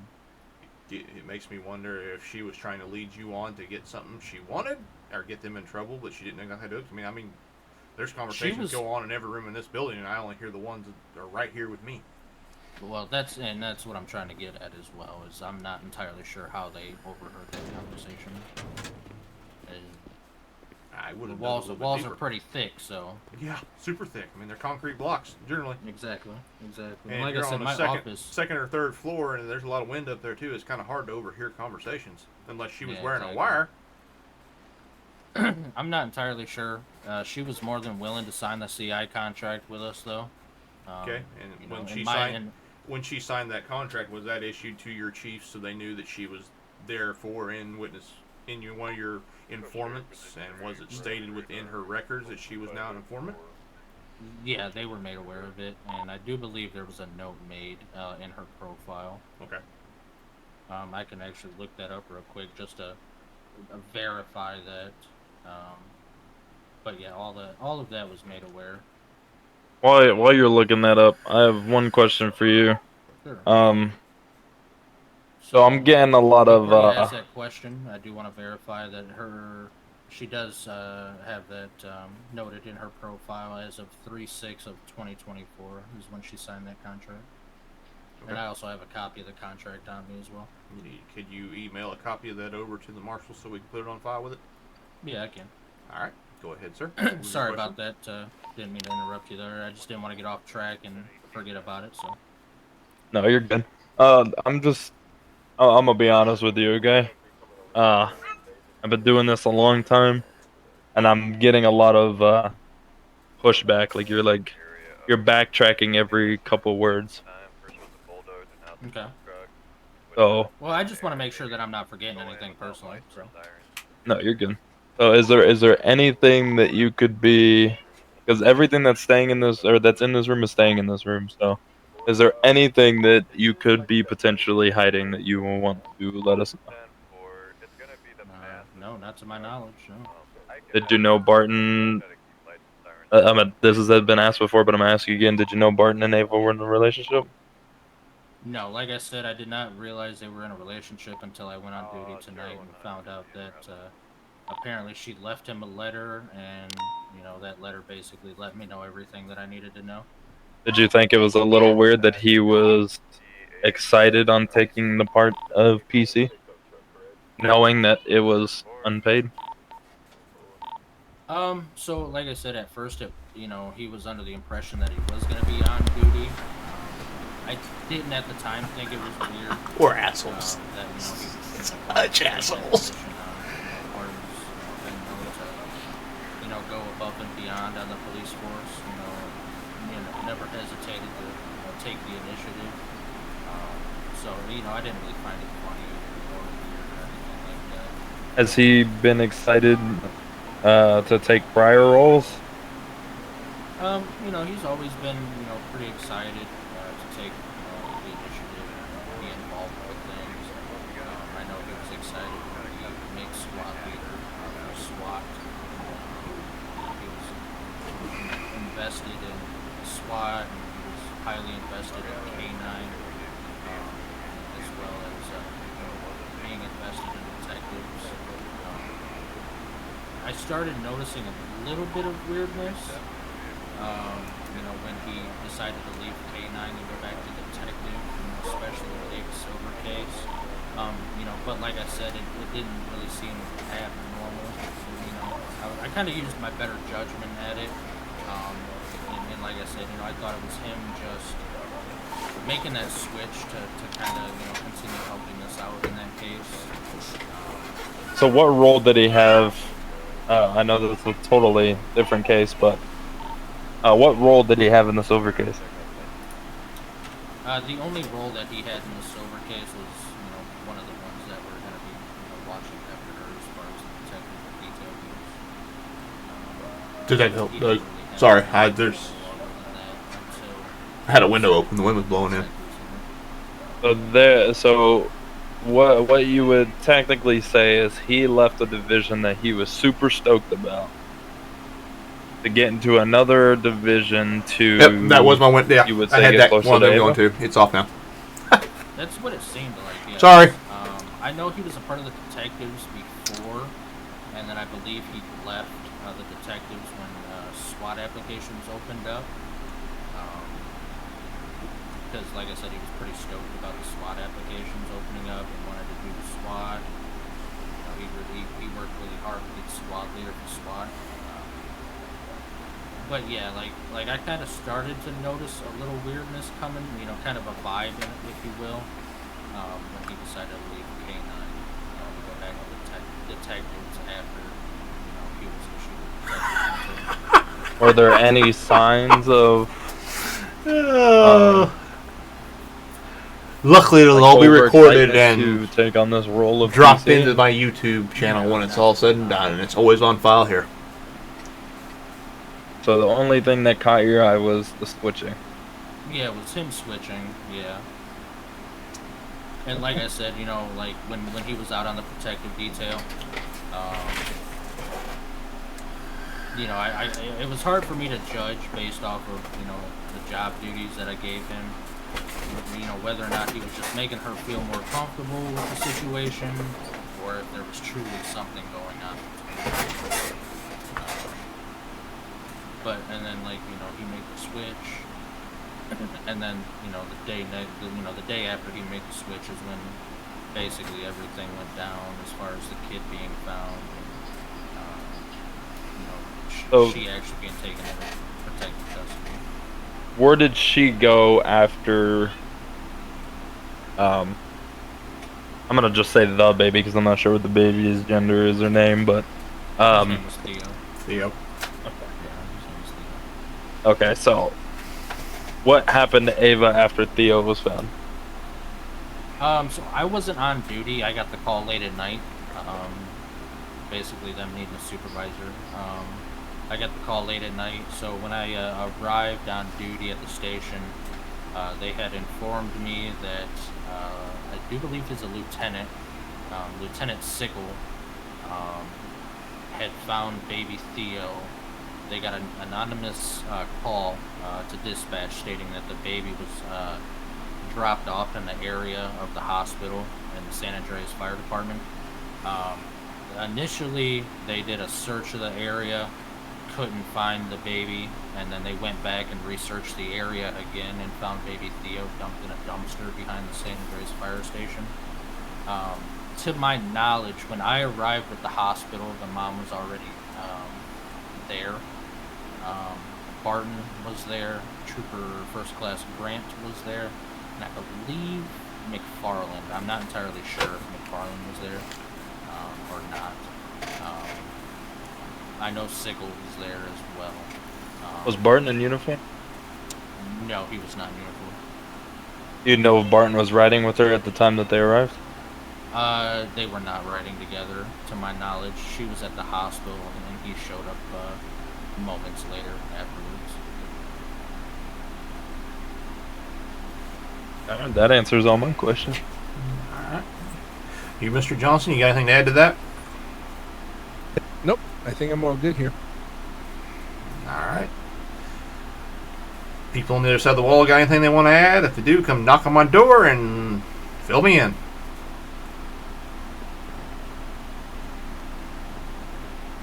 Alright. Supervisors are good. Cool. Alright. I don't think they'll... Maybe there's more? No. Okay. You just kicking cans out there for the fun of it? I got a question. Oh, alright. Moonshine has Moonshine! I didn't even know you was here, buddy. I'm always here. Come on in, then.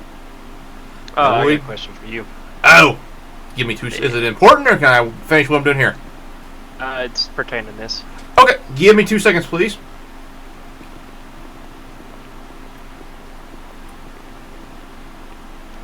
So,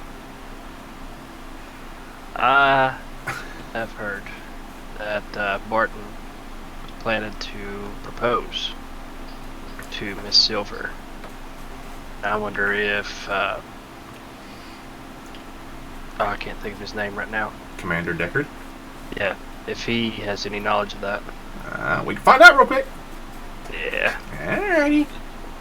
Did you bring up the fact that he was talking bullshit when he was talking about witness protection? Never circle back around to it, but he's going to be brought back in for more questioning. Again, this is just primary.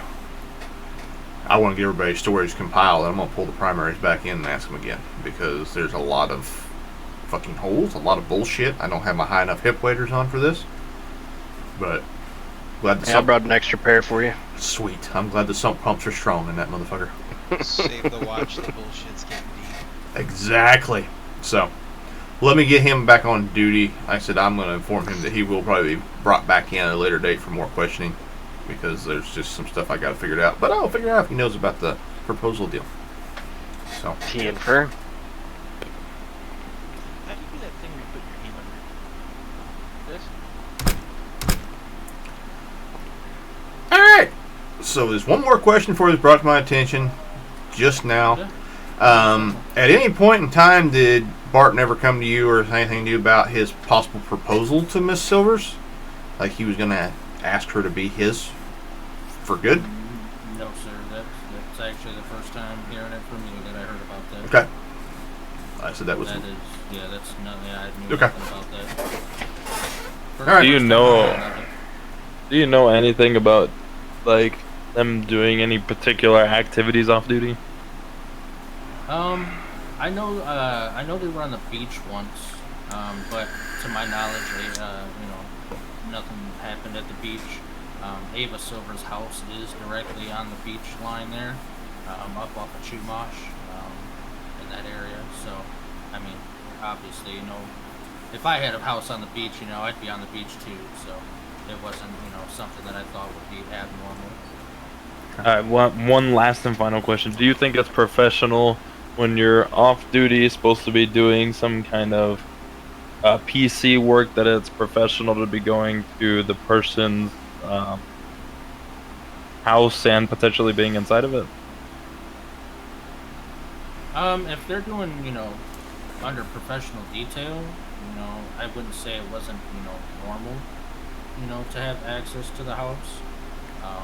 Like I said, she gave me access to the house, to kind of, watch over it and things of that nature. My question is, do you think beyond that, if there was anything beyond that, then I wouldn't necessarily say it was professional. If he was there on other duties other than normal job duties. So, basically my question is, do you need keys to watch over a house? That's personal preference, I guess you could say. She, like I said, she gave me keys to watch over the house in case, I needed to enter the house for anything. But like I said, I guess that's just personal preference. I mean, I wouldn't want the house keys personally, because that puts you liable for anything that comes up messing if you've got a set of keys. I mean, you can do your protection from the outside just as well. That's understandable. But she was willingly, she willingly gave me keys to her house. All right, well, as far as I'm concerned, I wouldn't see anything unprofessional about it, but I think that's just a personal preference in my opinion. Well, I mean, you know I'm not a cop. I'm your guys' lawyer. I'm SAST's lawyer. I'm with Rodney over there. Yeah, me thinking about it, I think it's a little unprofessional having someone's keys to their house if you don't live with them or even on the lease. I think you could do PC work or potentially watching over someone's house, which again, I don't feel that's your job to watch over someone's house if they're not there. But you could have easily done that from across the street or in an app. Sure you could. Most definitely. So that's just. And like I said, I'm not agreeing or disagreeing with you. You guys obviously have my full cooperation. So. Yep, and like I said, that's going to conclude this round. You will, as well as the others, will be brought in probably at a later date again before this is all finalized. because I'm going to go down. At this point, I've started with the top of the chain. I'm working my way down the chain. I'm going to get everybody's stories together. We're going to compile them. Me and the attorneys will sit down along with him, Mary 1 and Mary 2, and probably Mary 3.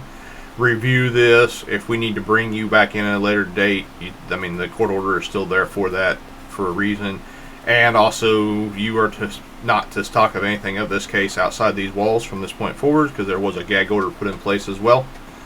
So, a copy of that gag order? I will send one over to you.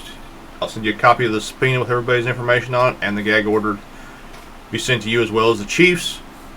I believe I sent it to one already, but I'll send it to a couple more and make sure they all get it in their personal box as well. But yeah, I that's. just want to make sure that Yep. I have everything in Yep. place as well. Nope, that's not a problem. I can get that sent for you tonight. I'll have my secretary when I get out here and get done with what I'm doing. Fax you over a copy of that, so it'll be there for you. No worries. We'll probably block out some of the information on there that doesn't pertain to what you need to see, but the gag order part will definitely be very visible and right in your face. So. Sounds good. But at this time I'm done. If the DA's office is done, we're going to escort you back out. You can go back 10-8. Be safe. Enjoy the rest of your night. And like I said, don't be surprised if you get a call from us. I'll be looking forward to it. So. Alrighty. You gentlemen done with him? Yep, I'm good. Alrighty.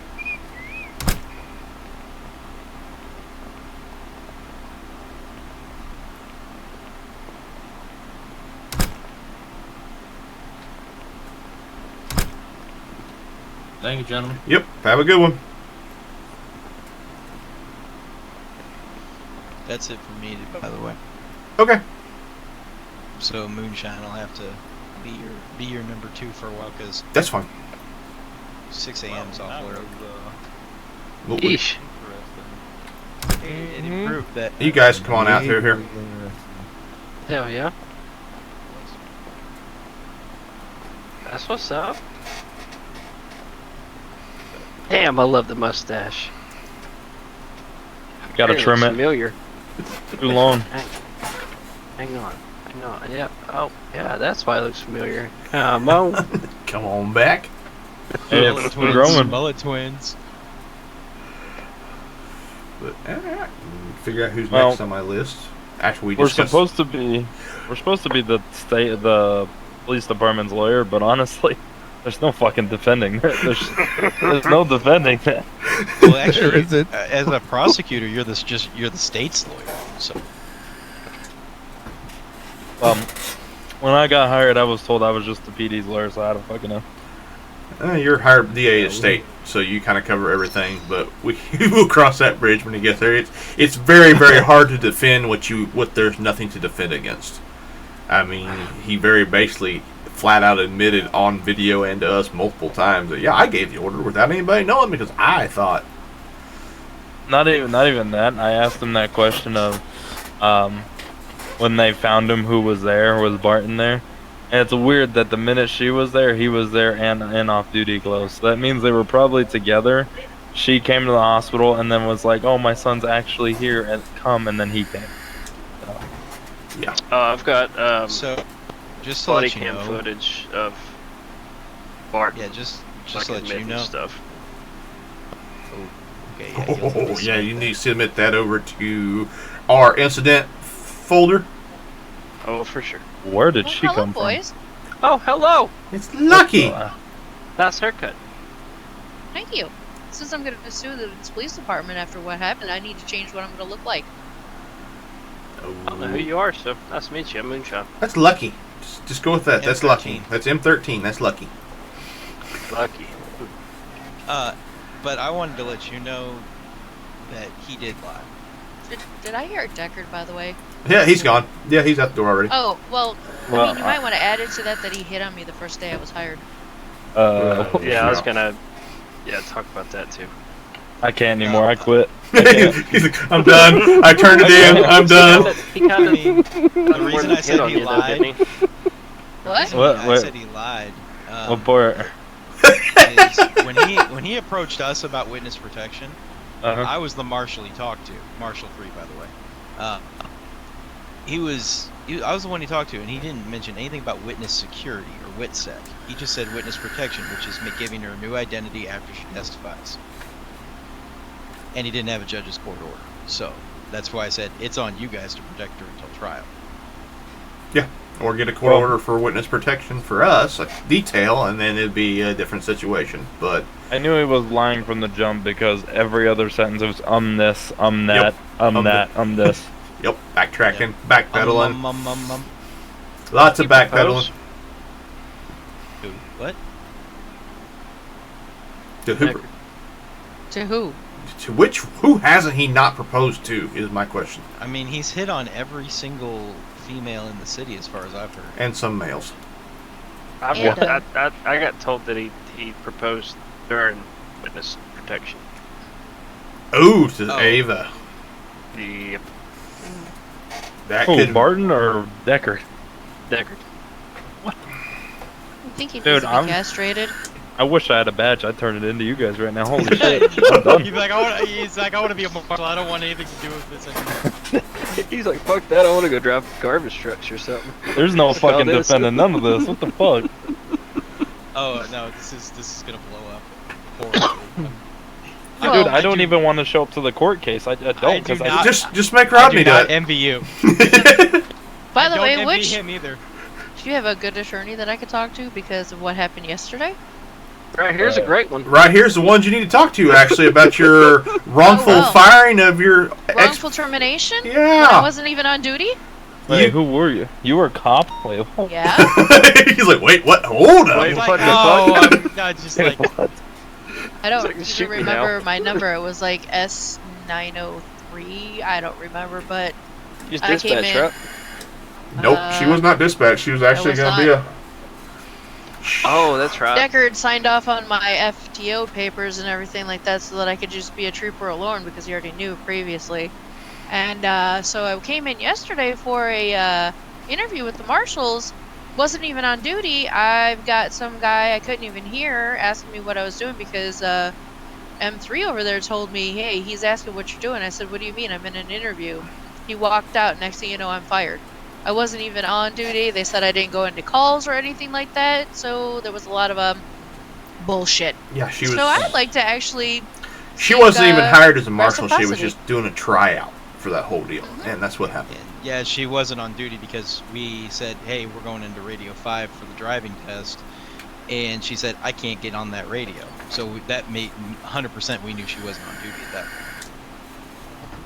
So. Okay, so then what I would do is shoot me an email with your statement. And basically, I'm in. Saying that you're gonna sue the PD, and he goes, I'm in. So I'll make it even more for you guys. You can sue them for as much as you want, and I'll only take 50K. You can take the rest. Well, we don't take anything. Nope. That's what I'm saying. I'm giving you a payment. She's giving you a tip. A tip. It's called a tip. I don't even know if I can take that. I don't know if that's legal. Just the tip, just I for mean, fun. You can take just a tip. Technically, fees. I mean, technically, fun you're game. acting outside Yeah. the. I would say, you know, from the legal standpoint, but I'm not a lawyer. I'm just a cop. Well, a federal cop. But if you're getting paid to do something that's outside of your normal wheelhouse, because technically, you suing the PD is not something the state's attorney would normally do. You're doing that as more of a private attorney. Well, the thing is we can't take on,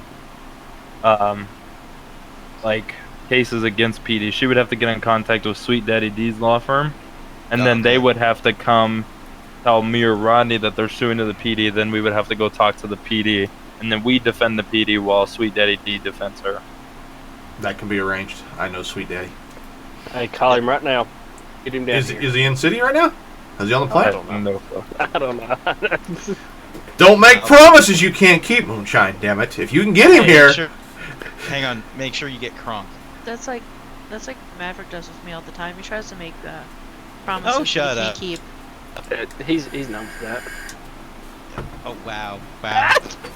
He's also known for just Hey, go ahead I'm gonna go take the bar. I'm just gonna turn in my badge right now. Go ahead and send me an email with your statement, so then I can go to the PD and let them know that you're suing them, because I have to let them know.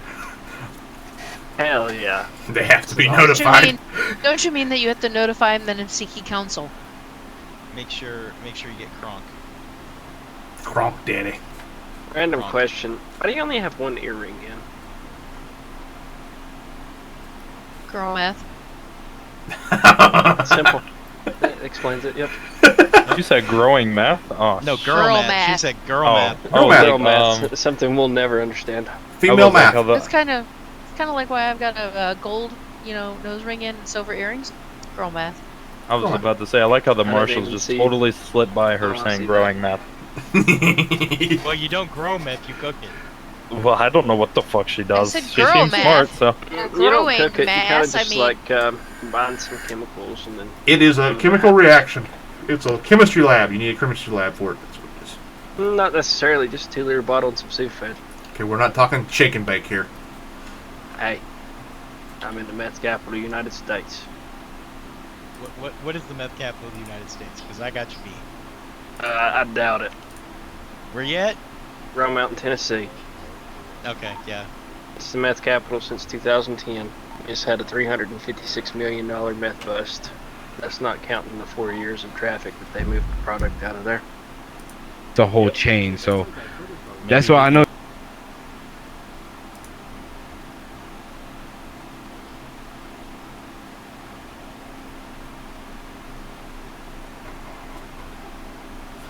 Facts. Big facts. I'm not done with him. I fell over.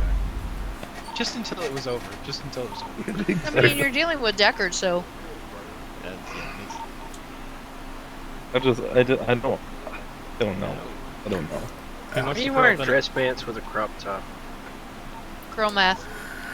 Girl. We should have known that was coming. That's going to be your answer for every question. Girl math. Moonshine. Is that Moonshine, you're wearing professional enough? khakis. What? Hang on. Moonshine, And you're no wearing shirt. khakis with no shirt. I don't want to hear It got hot in there. I don't doubt that. It was, I'm surprised the vest isn't chafing your nipples. and the shit was getting deep. My work payers were about in oh, trouble. wait. Hold on. He's got that red cross on him. He's got some Jergens in his container. Wait, what? I'm Moonshine. Oh my god. You can never be Moonshine. Fuck you mean? No, I can't rock that luxurious beard. Hell no. You mean the two-tone hair color? Hey, having to deal with people in this city caused my face to go gray. Just the face, though. He uses just for men on the top. Yep. Something else sits on my head, turns it red. Oh, I have a Mr. Girl math. Grant. Sean Grant was one of the other troopers involved in this, and Hey. he's IC right now. So, I have to go to sleep. So. We'll watch it. Yep. You be the I behind need you. Mullet's email so they can send him something. It's gonna be the Which Payne wallet? or Payne Simpson Brown. in the list. Look for K the 04. I think is what it starts with.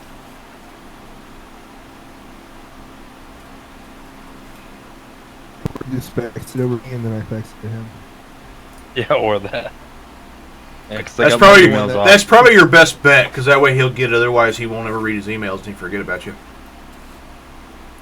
No, I'm gonna put it in Boy math. boy math. The only thing I literally got to do is in my brain put a little side thing in the center of my eyes, and it'll remind me when I wake up in the. Well, I say because you can't tag him usually in the email Wake up. server. Yeah, you can't. Be like, Mary 4 to Sierra 104 direct. You could not deliver because this is Go true. ahead. You don't have share servers. When or you get a free minute, would you want to come down to HQ Yeah, you for gotta- some questions real You quick? gotta add me in. You gotta add me in the emails. 10-4, I can be en route right now. Thank you, sir. I did. Feisty. Okay, I just noticed something. Me too. You both are wearing matching bands. Matching Wait, what? who? Shoes. Oh. You're matching your shoes. Huh? These are my skater shoes. Yeah, she's wearing almost the same identical color. Black. Let's say hers are black, you Mine are colorblind black. fool. Yeah, what? What? I did have red and ones. mine, Did you get and some mine meth? they're red. Do you drug test your employees? I get drug test Boy, kit I right get drug now. tested every day before I go into work, so fight me. Have you been smoking meth? No. That If so, girl he meth. wants to know where it came from. That Uh, girl meth. I'm the only one that DTF. makes meth, and I'm the only one that catches meth in here. Catches. Get it. It came from DTF. Go get them. Oh, okay. Well, I played the fifth. I'm out. Let me go Sir, get Oh, no. you have In two my eyes, different they look tattoos red on to your me. back. I got like 7. Let's have He, I have sounds like one to I me he didn't fell like asleep it, and the and tattoo artist just said "fuck you" and I'm tattooing whatever. He may have gave me some meth. Probably. Yeah, let's have Oh my god, put your clothes back on. Only I can rock the clothes off. Look. Don't show everyone your little old bird chest with your little like gut tummy. Your beer gut. You got your top on? He does. When he gets Was that home an from innie work, or an outie he likes. belly button? This looks like an Audi. I didn't pay that much attention. This looks like it has some likes to lint have in a it beer. too. Hey, I love beer. Maybe a Have a drink. Cheerios from breakfast. I mean, I don't actually have a beer gut. Hey, do I have yeah. a When he beer gets on me? I home, he's did like, have a "Woman, beer get on me a beer." Get me a bar. So, I've been at work all You got day. food Get me a coats beer. since I gave all my food away? that fight in progress. Damn it, woman, go get me a bar. Need to be a prepare. That's what I said. When I get home and he's there, he's like, "Woman, That I've way been eat 'em working all day. fast. Give me a will do. beer." Sierra 105. I'm on scene of the down person. Can I have an additional roll to my location? Like tonight, I'm driving here. What's your He's 20? like, "Hey, woman, bring me a beer 794 at the and hospital. Subway." This guy has a. Get me a beer in my bar barrel. He's like, Is there any detectives still he's like, out? "I want my sub. I want my foot long in my mouth Hey, with my beer." CSI No, still no, on. I don't think he said anything about put on in his mouth. But You he's don't talking think about a so? bird and a Marlboro. Watch Or his is there foot another pop him CSI that Do would you- be able do to you respond live to that? Do you sleep Investigate it. next to him at night? Do you hear Oh, him do kick you? you like a little kitty? What? I'm married to him. up. Maverick? Or thank you. What did you guys have explained? 104, I'll be off tax for a few nights.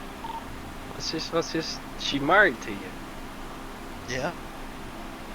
I mean, you ever seen Pumbaa sleep? Yes, Like, I have. Scrubs. He likes food. All right. You're all right. Come on in, Mr. Grant. All right. Y'all are married? When did y'all get married? Yeah? All right. Fuck, Take what this. the- Take this conversation elsewhere. Hey, they're married. I know this. He knew this. Yeah, he knew that when we interviewed her. I was their best. I was his best man at their wedding. So Why didn't I get an invite to Alright, the wedding? It's I took a bullshit. note for that, Oh, so Ben's just come see moonshine? me in I the didn't know office you and were I'll start your paperwork. is the DA's office is going to join me on this one as well. This is Mr. Grant, which is one of the protective people that was put on detail. Or do you want me to just handle this one and send you the footage later? Sierra 13, back 10-8. Well, I think I'm gonna come see him on this one. Okay. I'm curious of what he's gonna say. Alrighty. I think I'm See gonna if you get can, ready to go to bed. Night. Everyone wants to go home.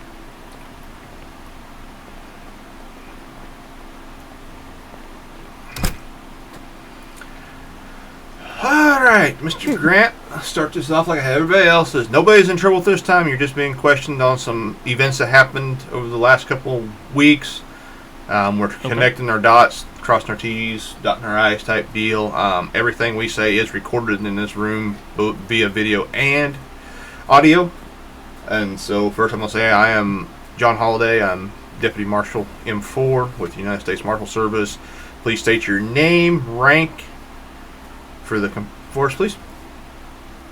John Grant, badge number Sierra 104, Trooper First Class. Just out front of the hospital. Okay. This question is going to pertain to the Avis Silver's protection detail that she was enlisted on by Commander Deckert. Like I said, nobody's in trouble at this time. We're just trying to fill in some gaps for our records. Since we now have her in our custody, we're just trying to get everything lined out. I do have the DA's office with me, represented by both the DA himself and the Assistant DA are here with us. They will have questions as well. They're primarily, like I said, they're just here to get, same thing, trying to figure out what's going on with this deal. So if you would, on that protection detail in your own words, give us a rundown of how that all went and when you was put on that protective detail and the information you was given for that detail, please. Yes, sir. This would have been about a week ago. I was tasked for a protection detail For a Miss Ava Silver, my understanding of the case is that there had been some domestic violence issues. The night of the protective detail, there was a domestic violence call, as well as if I remember correctly, since I wasn't the primary on the incidents, there were shots fired at Miss Silver within a 48-hour window. I know that's a pretty broad window, but there was a request for a protective detail. Myself, I believe he's a trooper now, Hill,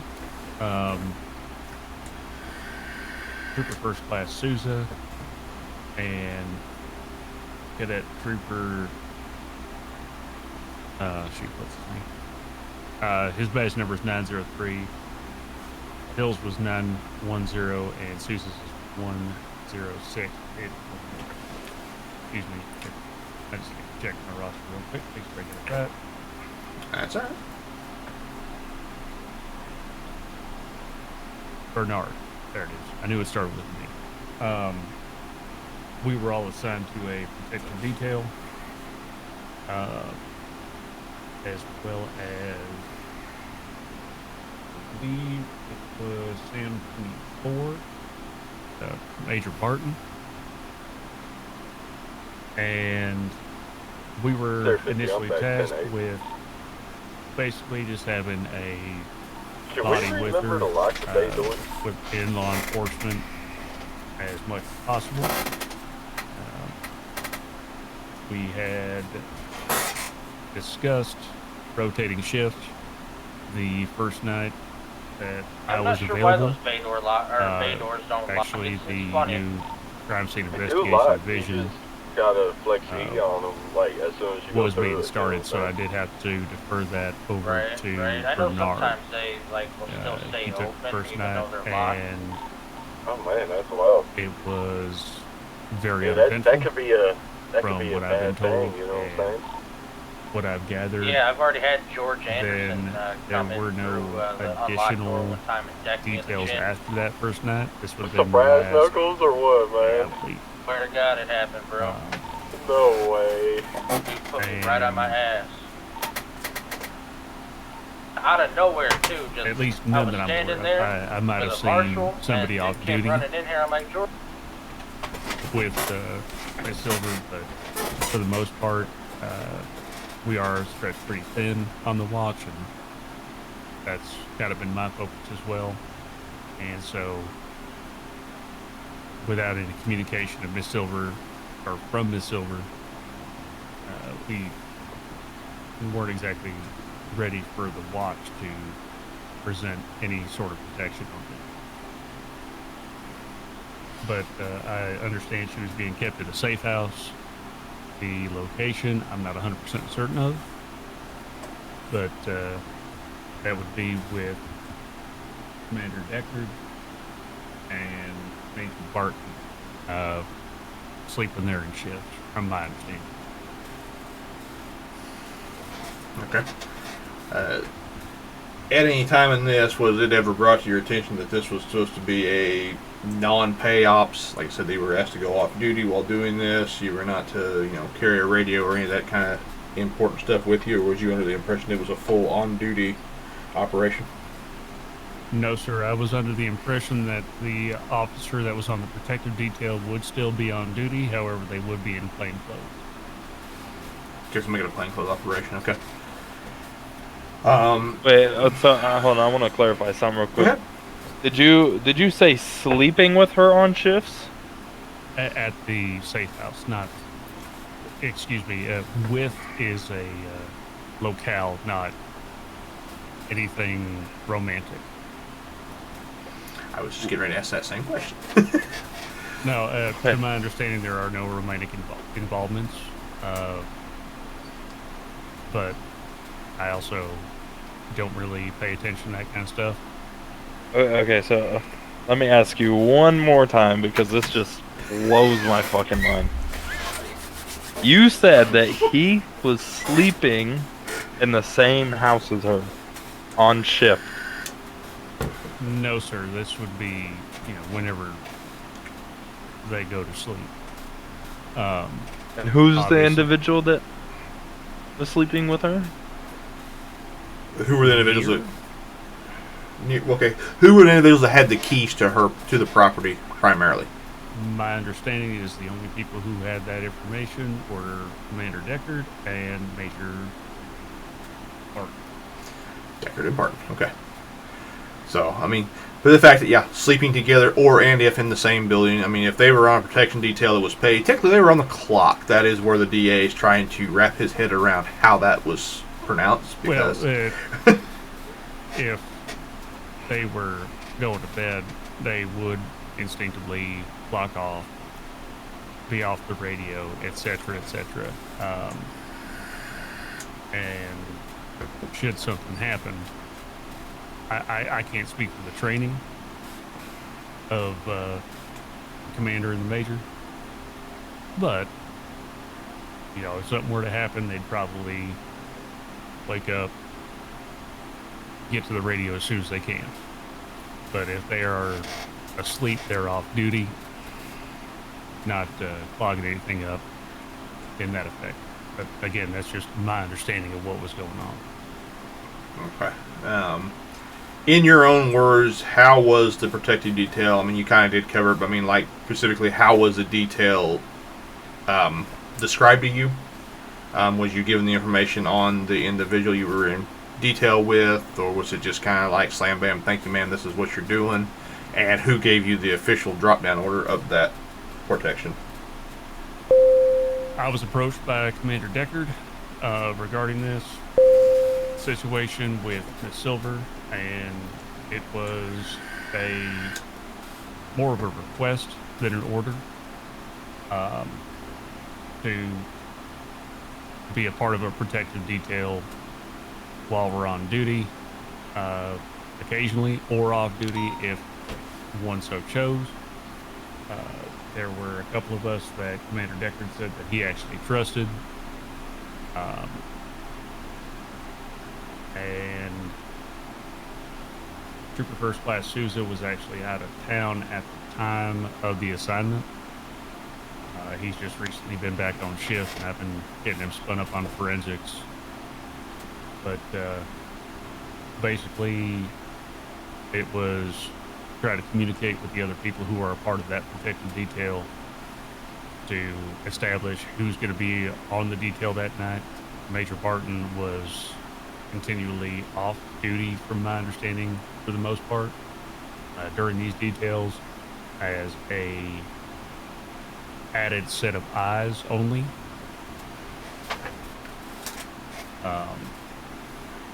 Just as a friend and a witness, should anything occur. Okay, so he put himself out there as volunteering to do this. Okay. I believe. Okay, in that detail, how many of those did you ever actually partake in it, or just the initial assignment? Was you actually on watch with her, or around her for the safe house, or anything like that with her? No, sir. I have had several interactions assisting the detective division with the investigation of potential leads regarding the child, Theo Silver. Mostly cataloging and taking photographs of locations where leads have let us believe the child may be held. But I was not actually on any protective details explicitly, because I have also been trying to get this new unit up and running. Okay. Was you there the night that the child was found? I can't remember if I was on duty, yes. Okay. Do you happen to have a rundown of the events that night and how it played out for us? Because we're still trying to figure all that out as well. Yes, sir. Actually, I had just woken up, gotten to the department, and Sergeant Sheriff 3 Sickle. That's it. I know he had just come back from an LOA, so I haven't worked with him too much. But he had approached me, asked if I was familiar with any sort of kidnappings that had gone on. And Mr. Jim Shorts and a couple other individuals from Demontown Family, DTF, were in the lobby because at the time I was the most knowledgeable regarding the abduction. I spoke with Mr. Shorts. Mr. Shorts stated that because we were using the last name Silver, that's why nothing was going on. He then also put out onto why that law enforcement was not doing their jobs, and he was going to do pretty much anything that is a loose understanding of what he said. I believe I do have a screenshot of why of his messages. Approximately an hour later, I'd say, we received a anonymous call that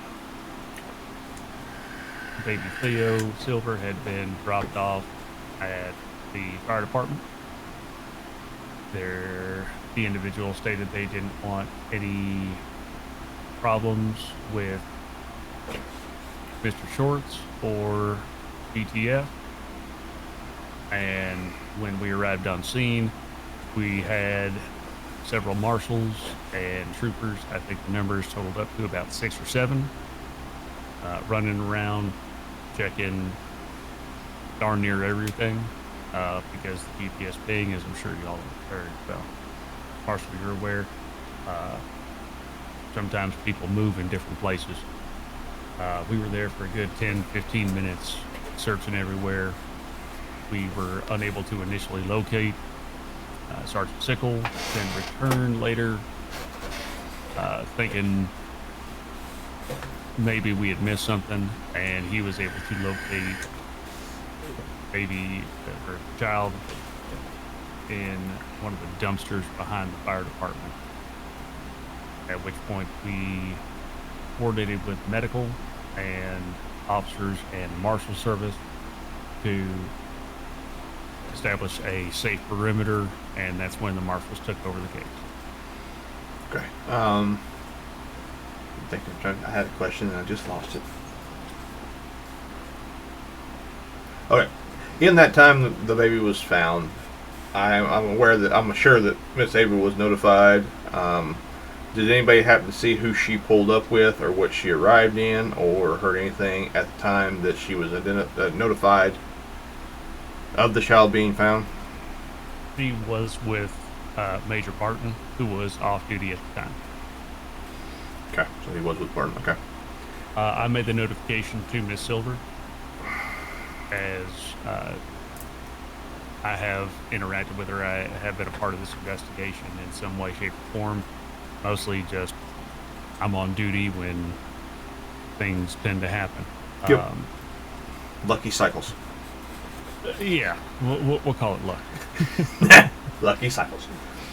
Well, I work a lot, so I told her to come to the hospital. I did not let her know immediately that we had found Theo, because I did not know the status of the child, as well as I didn't want her driving recklessly through the city to get there.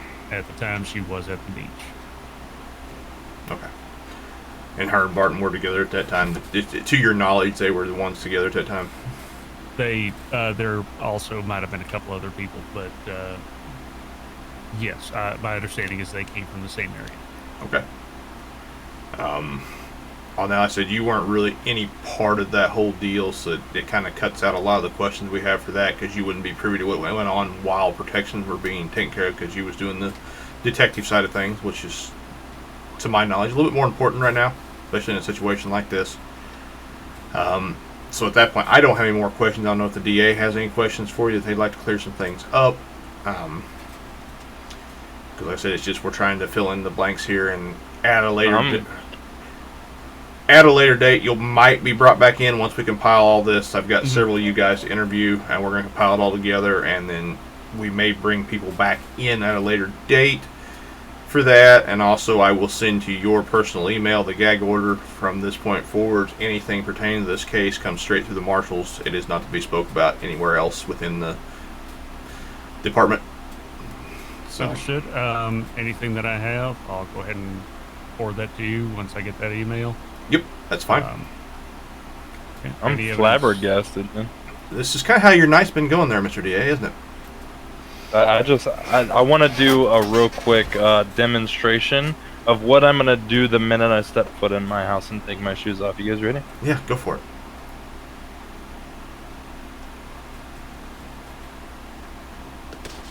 As long as it's in your house and I gotta clean the mess up. That's okay. Just leave me there. Okay. Don't worry, sir. I do really well at crime scene investigation. We'll make sure we know who done it. Blame it on the cat. Yes, the cat jumped on the gun and it went off. Anything from you, Mr. Other DA? ADA, sorry. Rodney, there we go. I'm horrible with names. I'm sorry. If it ain't wrote down in front of me, I'll forget it. Oh, it's just that white suit. Okay.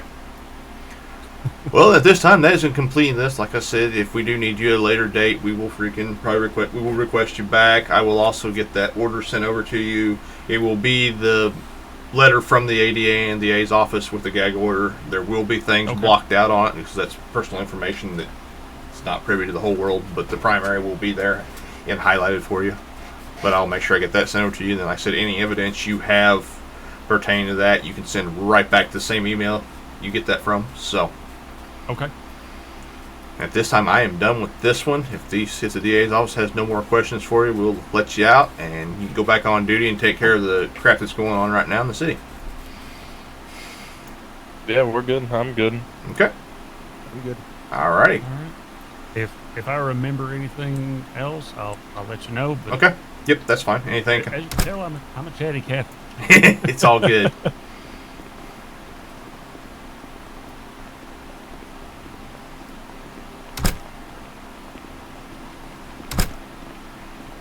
Appreciate your time, sir. Yes, sir. You as well.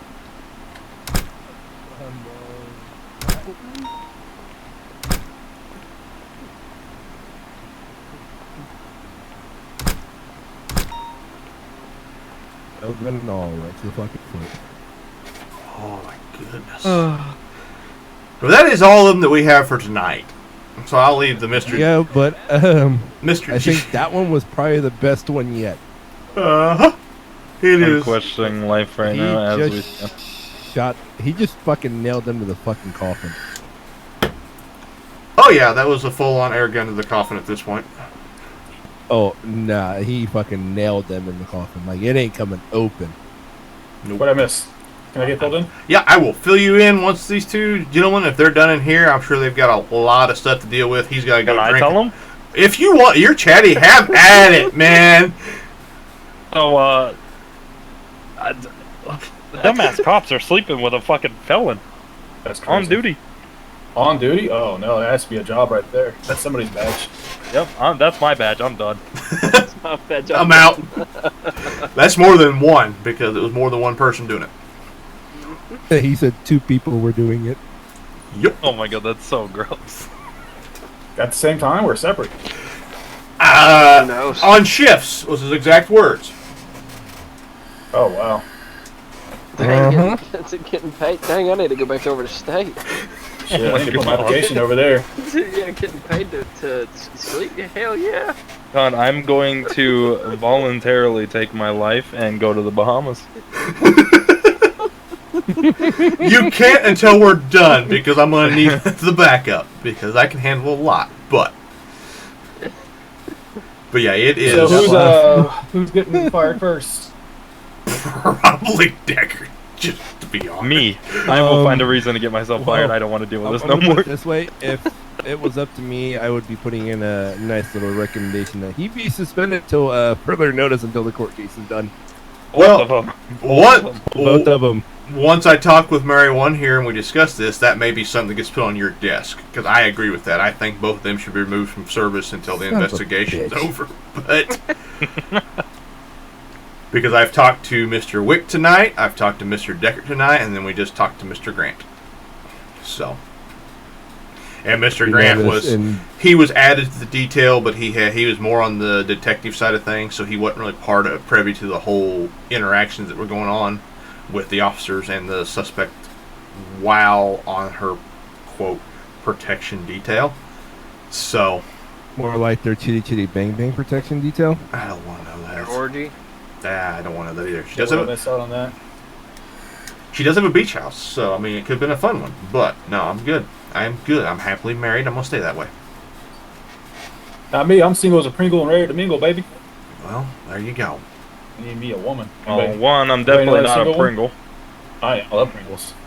Pringles are good now. Oh yeah, I used to miss when they used to be $1. Now they're like $2.59. You know, that's fucking crazy. Yeah. Eco Boost. For sure. Well, yeah, I'm gonna discuss this stuff with Mary Juan, and we're gonna kind of decide. Yeah, I will probably put that order in today to have them suspended without pay till the conclusion of this. So, what's the status of their employment currently? I mean, are they active? Yep, they're both on duty. Deckard is back on duty tonight as detective and commander, and I have not seen Barton tonight, so I don't know what his status is at this point. Deckard. Hold up. Let me go back to my notepad. While he's doing that, I would say go ahead and slap this on my desk because I would love to submit this to the judge. Okay. I would love to do it. Right here. Deckard said, and I quote, "Oh, it looks like Barton went on LOA." Yeah, Barton's on LOA. Well, so it looks like he is temporarily on LOA. Well, it's going to be a permanent LOA for this time. He won't be able to come back till this is over at that point. He just saved me a lot of trouble if he's already on LA. But let's go ahead and put it through as well to take it. Let's talk and then we can figure out. Yeah. Well, it'll be suspension without pay. Yeah, for sure. Yep. And if you want to do a group email with us to submit those documents, that way we can communicate back and forth. That'll be great. Yep, we can do that. My so fancy little letter. He said this. He said that. Yep, we got our ways and our fancy little letterheads, so we can definitely do that. So he'll know which one is coming from because we have the Marshals letterhead and they have their DOJ letterhead, so it all works pretty good in the documents there. They just pull up and see who's saying what and when they said it. So.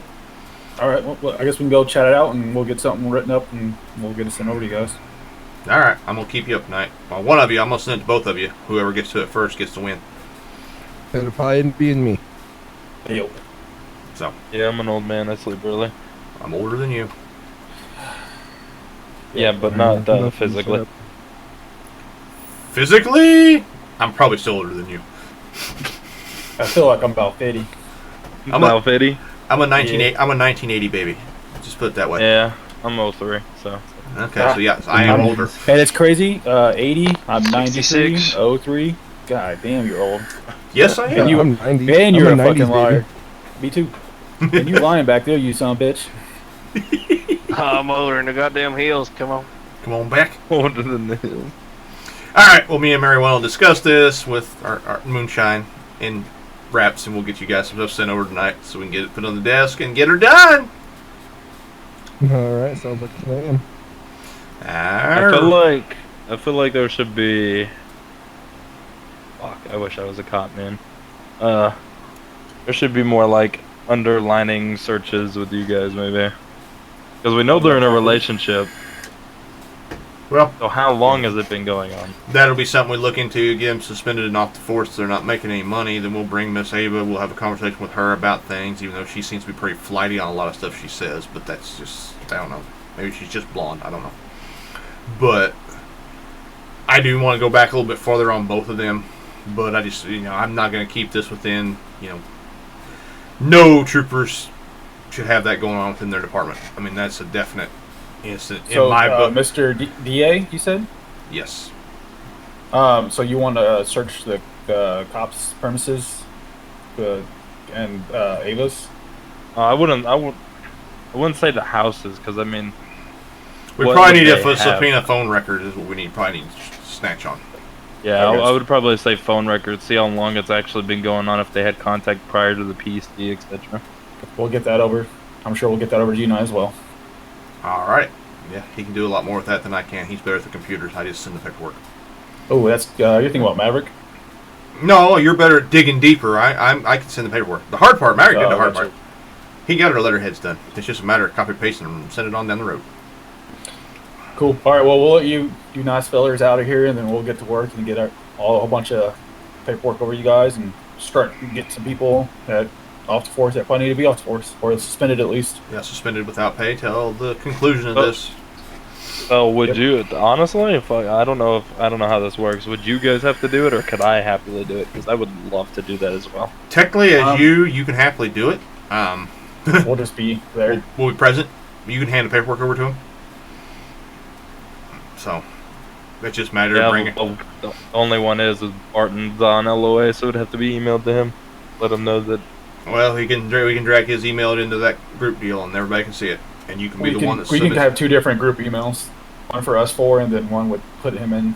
Yep. Let them know. Or put the individuals in that are suspended in one. There you go. Like us 4, and then we'll have a separate one where everyone's all together. I can dig it. Yeah. Good idea. That way they're all notified at once. Yep, and it's a record. It's a paper record of everything. Yeah. Yep. So, all right. I'll let the DA's office out now. If you guys want to follow me. You guys have a great night. You too. Yep. Sorry, I work later at night. I don't get to come in during the day like these guys. Night pin pusher. You're good. Just be glad you weren't there. Yeah, you would have probably shot him on the site. Just saying. Can't wait. I can't wait to hear it all. Likely. So, all right. Alrighty, guys. We'll be getting in touch soon. We'll be in touch. Alrighty. Oh, should I see if I can't locate Ava in here? Let's get our part done first. That'll be. We'll add her into it here in a little bit. She's probably upstairs sleeping with the baby, sleeping on the couch. That's where she's normally at when I find her. So yeah, you want to go up to the office? Yep, we'll run up to the office. Moonshine, you want to come? Because you were in on those conversations too. You were in there with Coates. Hell yeah, I'm down.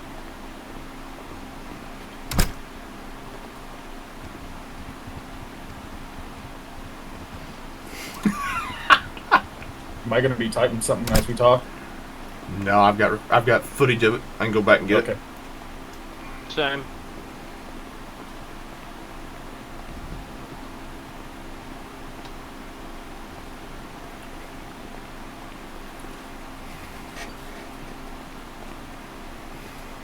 You guys can have a seat. I'll sit at the head of the table. Oh, okay. All right.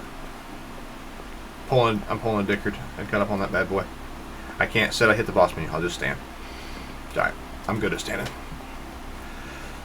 So basically, how it played out, if we brought Wick in to start, my first interview of the night with Chief Wick. Played him back to phone. Hold on, give me 2 seconds. I'm going to turn on my body cam. Okay. Let me know when you're ready.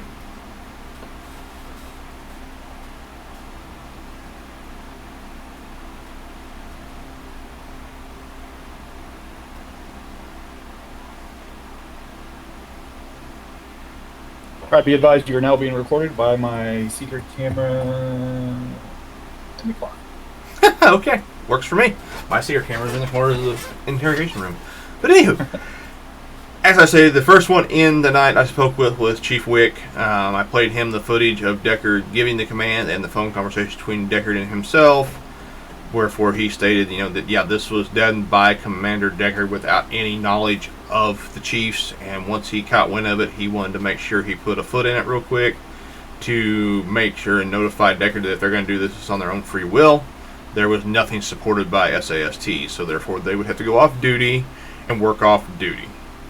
Then at that point, I'm pretty sure Deckard informed Barton of this, and that's when Barton became the private eye closed cop that did all the freaking work, so on and so forth. In that, he did say there was a lot of underhand Wick, which I will get the footage for you and send it to you as well, word for word how it was. But he was not in approval of any of this, and neither were none of the other chiefs were as well. None of the chiefs were aware of it, and why were O2 giving them orders to work off the clock? Yep, that was what I questioned him, and he's like, well, he said that's how I thought it needed to be handled if they wanted to do it, but they were going to do it on their own time and not remove sources from the streets on SAST, basically is what he said. Like I said, I will send you the footage word for word when I'm done. The next one, which was the longest one, was Mr. Deckard, Commander Deckard. who was backpedaling and everything. He openly said, yes, I gave the order. I thought she was in danger. I chose the detail personally based on my personal opinion of people. Basically what he said. He had a trooper recruit, a trooper first class, and a major at that time that were picked out of this group. So then when he was questioned a little bit deeper by the DA, he was backstepping everything. He would walk back. He wouldn't give us straight answers. He would talk circles around it. He would repeat the same thing, like I said, or not to my knowledge. The same favorite words that are used when you're flat out lying. Then he flat out stated that when he approached the marshals the first time, we flat out told him that it was not our problem. I then informed him no, that conversation was with Mary 3, and Mary 3 informed him that if she's going into witness protection, we would have to have a court order for that, because he was asking for witness protection, not a protection detail. He was saying make her disappear. She didn't want to be here anymore. That has to be done with court order. As far as the PC part of it, the protection detail, if he would have approached us a little bit different, we probably would have given him some advice. But once again, we would have took those actions through a court, and we would have had a court order to obtain that, because we're not going to go in and step on toes, not with everything else that's been going on. Right. He also informed us that their state troopers department is not trained for PC details. They really have no clue what they're doing. It was kind of a trial and error, best judgment type deal. Basically, so if you don't know what the fuck you're doing, why do it type deal. Yeah, that's my question. When you said they weren't trained, then why issue it? Yeah, why not ask questions a little bit different? Because at that time it was, the state troopers and marshals were not on the same page, still not on the same page. But we're not just going to walk in and say, yeah, we're going to take her. We're going to need a judge saying, yeah, this is what's going on. Give us the 1, 2, 3s of why it needs to be done. Her life's in immediate danger. This is why, so on and so forth, and signed by a judge. Then we would obtain custody of her, just like what happened up here at the hospital when we finally did take custody of her. There's a lot of back and forth in there, a lot of DA questions. I don't remember them all, but he had quite a few questions for him. But then it was back to the whole deal that there was, which I think you saw the letter between Ava and Barton that she sent to Barton.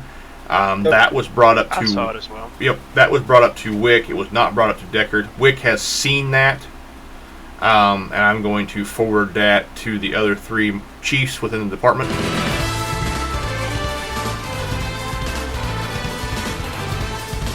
Wow, right in the middle of what I'm doing.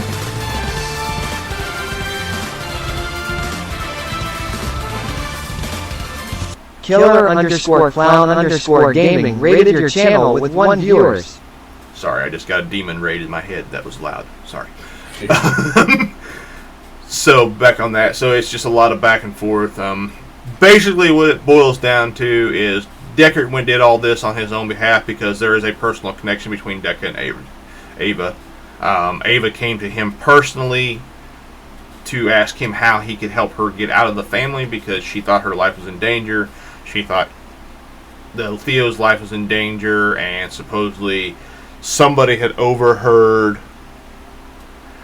the whole conversation between her and Deckard and was trying to kill her and start, all this stuff. That it's just he said, she said at that point, because I don't have that from her on body cam. But it boils down to where, it was there's a connection somewhere deeper between her and Deckard, or she wouldn't have just came to Deckard. I mean, I'm not just going to go to somebody if I'm in trouble. So if no one knows how the word got, do you think there could also be another inside source inside the PD leaking information? I think there has been. I think there have been multiple sources inside that PD that have leaked information over the past, for the simple fact that how many raids how many warrants have they actually got to serve that the Crims didn't know? The Crims didn't know they were coming before they were coming. There's a lot of holes within that department. We can't fill them all. We ain't got enough fingers and toes to fill all them holes. But right, get some Gorilla Glue duct tape, baby. Oh yeah, it's just it works. Yeah, it does. That's all I use. Anyways, sorry to interrupt. Go ahead. But that's kind of where we're on that. Then it come back to the Barton deal. Obviously, with that letter between Barton and Ava, there was something going on between them two for an extended period of time prior to the protective detail. Moonshine informed me also that he had caught wind that Barton was planning on proposing to her at some point in time. How long was this detail? Oh, I got my facts mixed up, not on the Barton proposing part, but on the Deckard proposing. Oh, Deckard. Okay, so it was Deckard proposing. He also proposed to her. So this was prior to the detail. Deckard is the No, this was during the detail. During the detail? Okay. How long was the detail? About a week, I think. Yeah, a week and a half. Wow. No comment. So there was a lot more there prior to this happening. I mean, and honestly, you can kind of tell by the way Deckard, you go through the body cam footage, the way Deckard approached that. He was on a mission of his own that did not pertain to PD at that point. He had made a bunch of open-ended promises to somebody that, you know, if they went south, it was going to come back in his lap, even though it's already going to come back in his lap. I mean, and that's when I informed him, you know, even if Barton being off duty, he's still a state trooper. Therefore, if something was to happen to her in his protection, either on or off duty, it's going to come back to the state. So that is not a valid excuse for Wick to say to be off duty because I don't want to be sued if something goes south. You're still going to be sued. The only problem is if Wick has a family out there and he got taken down the line of duty, not only is, you know, the family going to come at him, then so are the attorneys that were part of that. So, you know, it did not make sense what his reasoning for this was. Right. Other than just to get it under the rug or something. I don't know. Maybe he didn't want to step on toes. Maybe it was just he didn't want to stand up and say, this needs to stop now. Nobody's going to do it. She's on her own. She made her bed, sleep in it. I mean, that's kind of the mentality I have on a lot of things. If you make your bed, you're going to sleep in it. If you're going to... To me, it seems, since she was, from what she said, she was kind of on her own a lot, yeah? Oh, yeah. The details were not consistent. There was never always somebody with her. So it sounds like they kind of picked and choose one, and they wanted to protect her. Yep. I know Barton took a lot of time off during that time to be with her, so I don't know what was going on there. I know the night that Theo was found, Grant, who was the last one we talked to, he said her and Barton were together.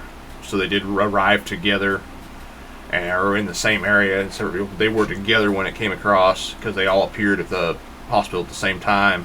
Barton was in plain clothes with a drop harness, you know, had his, you know, no ID that he was actually a cop. So that just tells me he was off duty and they were out playing somewhere when that all went down. I remember him coming to the cop asking if he could talk to her. Yep. And then we asked who he was, and then he stated who he was, so we let him in. Yeah. Do we know if he was feeding her any information regarding the case? That's the other question. If he gave her any protection, like guns from PD? Yeah, that was the other thing that was brought up to him is we asked Deckard, since he was the commander at the time, so he would have been highest in charge, can he prove, and does he have honest opinions that her and Deckard, or her and Barton weren't, or she wasn't working Barton for information on the case, or anything like that? He couldn't say yes or no. He said, I can't. Not to my knowledge was his answer. To a lot of questions was not to my knowledge. All right. So I think what we need to do is we need to subpoena everyone's involved phone, especially Ava's. Okay. I do believe. So we can go through text. Yep. Maverick we already have her phone. Yep. Maverick has her phone. So we need to get Deckard's phone records and Barton's phone records. Yep. And I do believe that Barton and Deckard both need to be put on leave without pay, pending the investigation. Till this has come to a conclusion, and at that time, if heavier things need to hit, then Deckard, they will. Bernard, and Barton. Just Barton and Deckard are the two primaries. Bernard was at that time was a recruit, was a low-end trooper. He just stepped in the trooper phase. He worked a total of 30 minutes with her one night, and then Barton took over and said, "I've got this. Don't worry about it," and put him back on duty on the streets because I think they were low on boots that night on the city. So. Oh, I just remembered. I've also got pictures of Barton and her. So Barton had contacted me to help him with protection duties. Okay. And so I followed them, kept my body cam rolling the entire time. That's whenever I got the knowledge of that he was going to propose to her. I've also got photos of them on my phone right here on the yacht towards the pier. like dancing, hugging each other, kissing, this and that, drinking, all kinds of stuff. Okay, yeah, that needs to be all sent over to our incident reports and tagged in there for us. Of course, I can send the photos, like I said, through my phone on here. I can send those to you guys. Okay. You might be able to go in and locate them on the Discordia Y mobile app. That's very true. Yep, I didn't think about that. No, go to the cloud, go search the cloud, and find them and upload them from there. Yep. Yeah. We'll and then use the body that. cam footage, I will edit and over to you guys. So my next question is, if he was protecting her, would he not be classified on duty? And if so, if he was drinking on duty, then I don't want suspension. I want him terminated. Drinking while on duty. Yep, we can go with that route too. I didn't know that he was drinking. Once I see those pictures, we can do that as well. Do you have pictures or body cam footage of them drinking? Both. Okay. Can you drop both of them? Yep, get those over there to our report. That way we can look at that here while we're making this decision. So who was she making love, or who was banging who? Like, what? Well, she was all over. Yeah, Barton. Yep. Okay, so Bart and her were banging, and I heard potentially when I walked in and so she was banging somebody else as well. Deckard. Okay. Yeah. So, from my knowledge, like within the first day or so of the protection detail, Deckard I know you was proposed to her. She said, one? yeah, she said no to him, and that's when Barton was like, okay, that's my shot. So then he like pursued it pretty heavy. But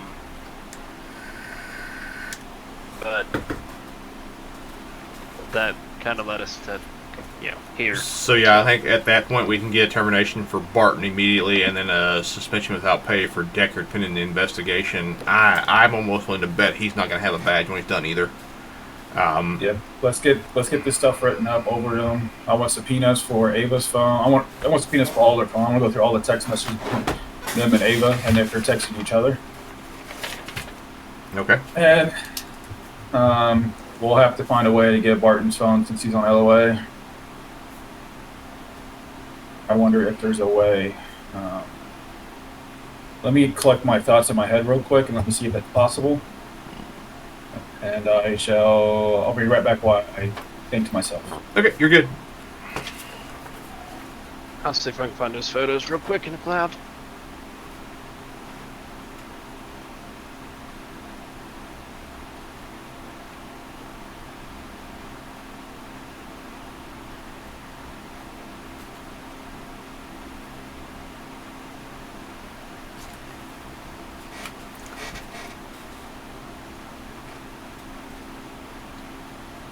Yep, I know. That will.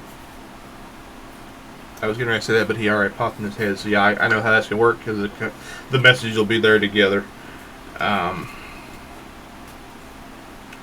So phone records for Barton, Deckard, Ava.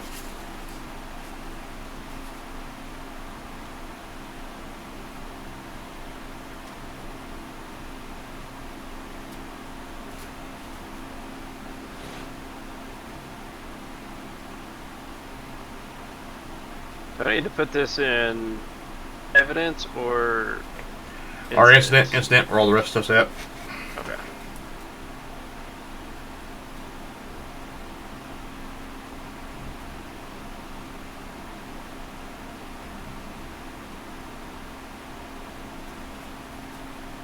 Okay. Okay. So yeah, I figure like if we issue a subpoena and they're unwilling to cooperate, then I think that should be instant termination. Yep. Without rehire. Yep. So I sent a text out to the the Marshall Wizard ITs to see if they could work something out like that. Okay. Without them knowing. I mean, obviously we gotta give them a subpoena, but if they're unwilling, if we can pull it without them. Yep, pull without them knowing. Also, if we can get Ava's phone and the conversation between her and Barton, they'll both be on the same phone as well. So if we can find one. I guess if that's correct. If Barton, for instance, doesn't want to come back in to supply the text, but I'd also be interested to see if he was texting someone else as well about the situation, or let know case details to somebody else. Yep. I know he was contacting me with case details. Like to begin with, him and Deckard both. Well, mainly Barton contacted me and said that Deckard would be in contact with me about something pertaining to Marshals. And then that's whenever I flew in, found out that this is what it was about, is witness protection. I got you. Yeah, I can screenshot all of those from my emails and send those in as well. I mean, you're Marshal, so I don't think we really need those because we could access their records or case details anytime we want. Yeah. Now, if they're talking about something else, then yeah, or them telling someone else about case details. Like if Barton was telling Joe Blow about something, case details, or Ava, then yeah, that's what we need. Yeah. Do we know if they've rated? I'm assuming if she's an IC or a CI, they gave a lot of she gave a lot of details about DTF. Have they rated them? Done a RICO? Do we get anything out of this? Or is My this knowledge from what they've told me is that she's not said a word about DTF. So she like when her kid was missing, that I asked them, I said, is DTF the main suspect? And they said no, actually DTF is like least on our radar. Okay, so we have a CI. We offered. What did they offer her? Do we know? No, I do not know. I mean, I haven't even seen the CI contract, the informant contract that Deckard hands out yet either. He's supposed to be sending me over a copy of it. Yeah, okay. I didn't see it either.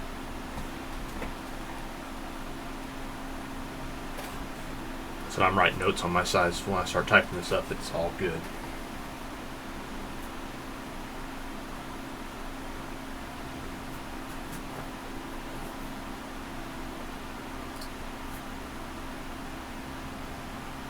Look at in my head.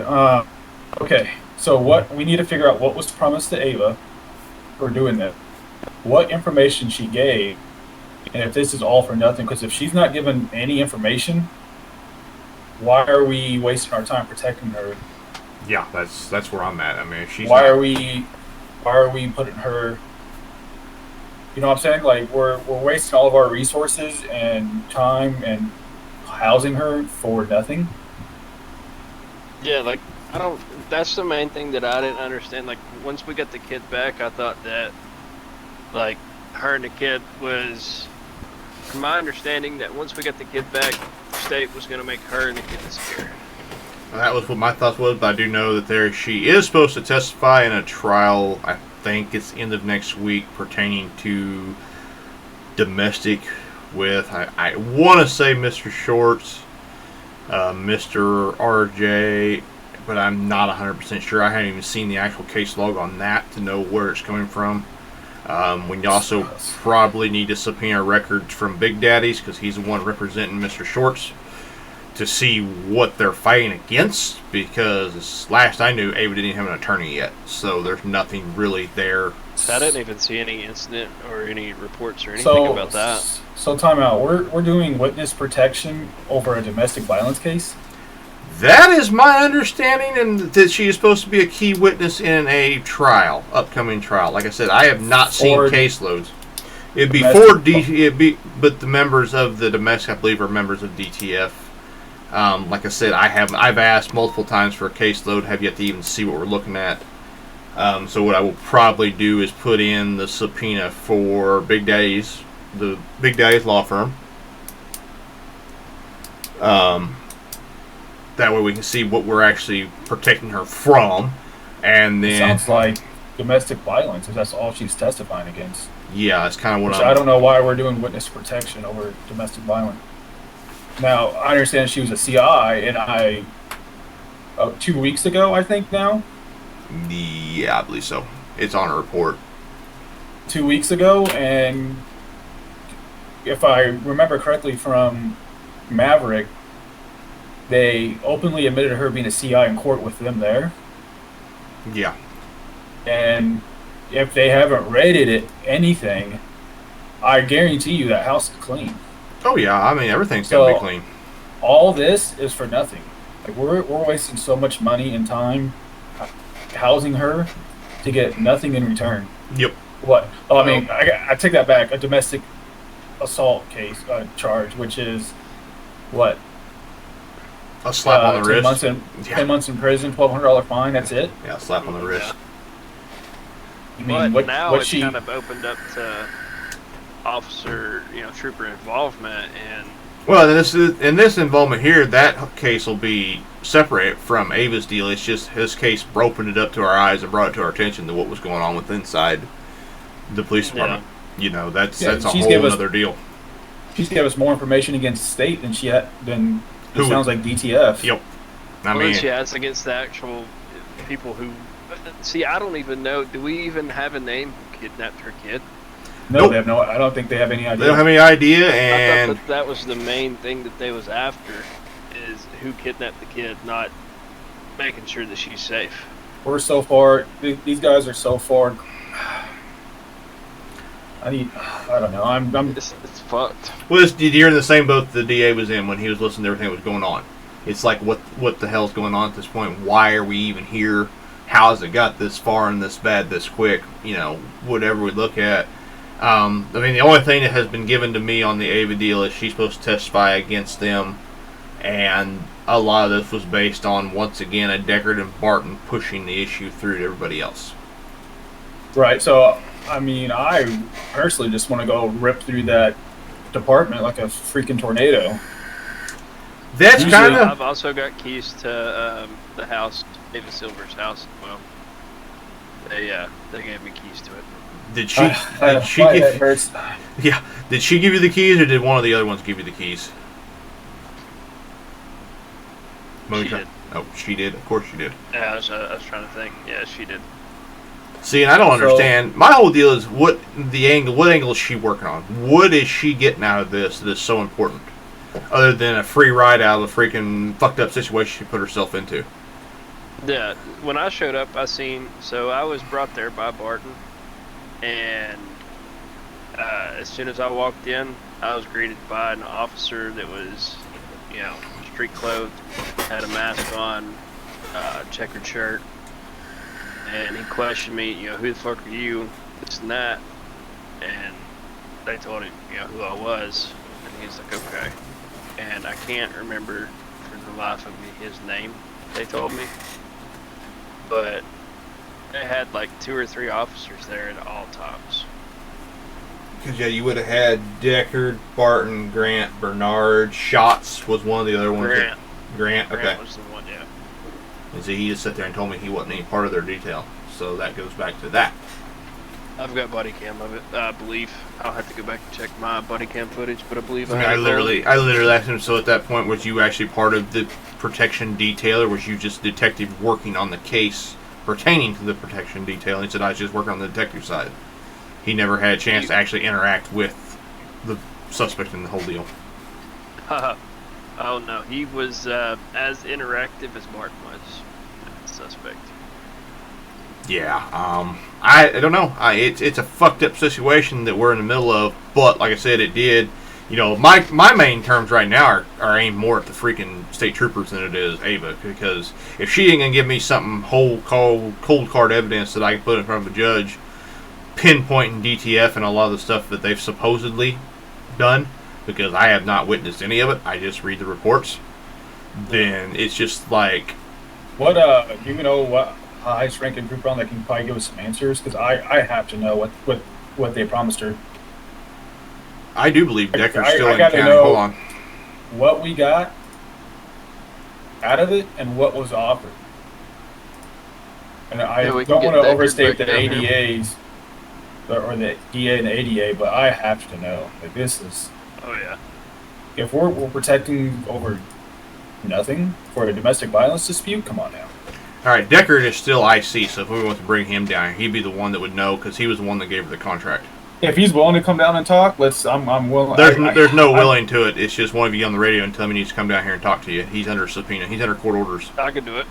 All right, tell him to come down here. there is no willingness at this point because he is court What ordered is on his this. S13. Sierra 13.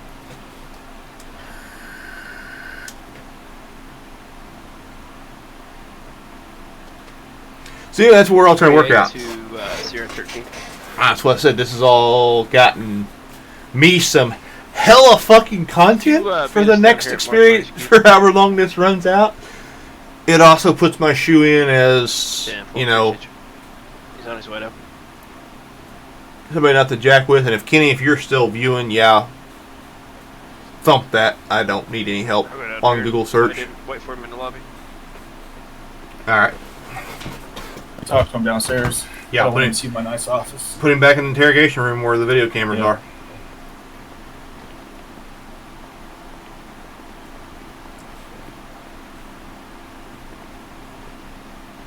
That's crazy. Nothing against. Yeah, it's probably the most violent gang in state. Yep. But the funny thing about that is any actions I've had with any of the members of that, I've never had issues with them. Well, I'm sure if you come off, I've interacted with Goose and he seems pretty chill. I always wants me to oil him up for whatever reason. I interact with him the same way I interact with everybody. I've seen him some troopers get interacted with, and he's not nice. Oh, hey trooper, it's now you're not too busy, are you? I have some more questions, but I guess from what Dave was asking earlier, if that's okay. Sweet.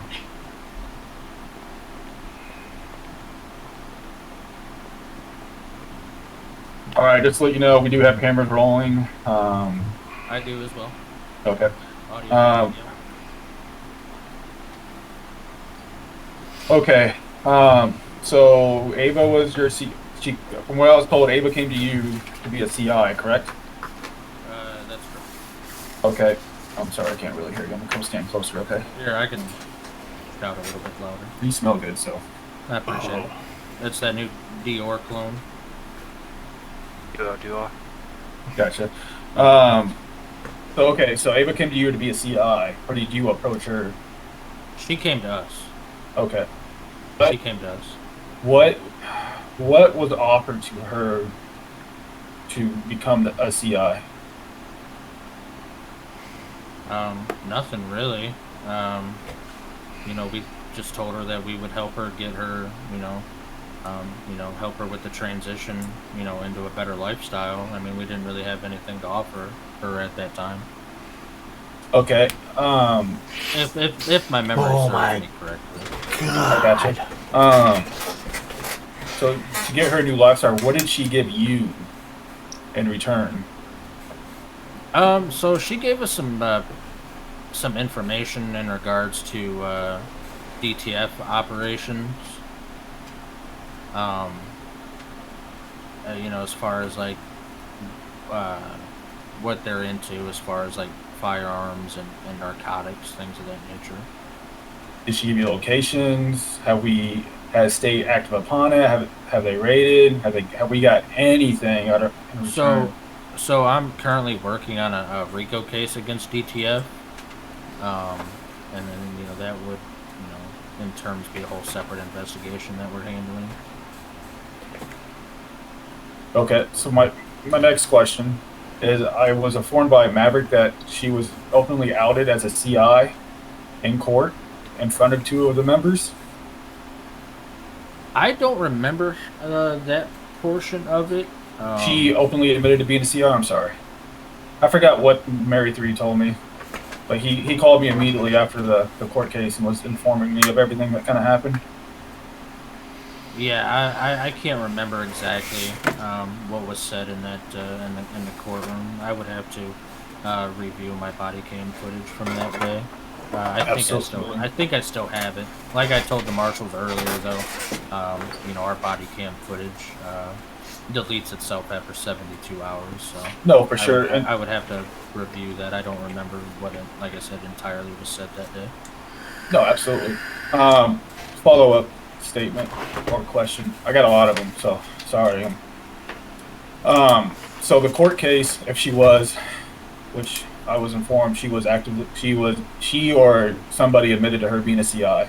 in front of 2 of the DTF members. Have we raided their compound immediately after? Because, I mean, the court case was 2 weeks ago, right? Yeah, I would say about 2 weeks ago. Yeah. Okay. So have we raided? Have we got anything from this? We have not rated anything as of yet. No, we have not. Okay. My first thought that if it's been that long and they've been actively, if they know now, I mean, that personally, I think Eureka is going to be a waste of time. 'Cause I feel like you're going to go raid, and there's not going to be nothing there. It's going to be a waste of time and resources. But that's coming from me.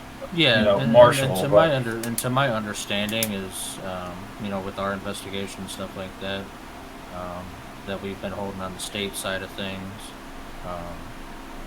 As far as the locations go, you know, those may not be the locations that she gave us may not be valid anymore, but we do have a few other locations that we've been watching over. Oh, absolutely. As long, I mean, if you're gonna hit it, I hit everything. Yeah. We got to get something for this.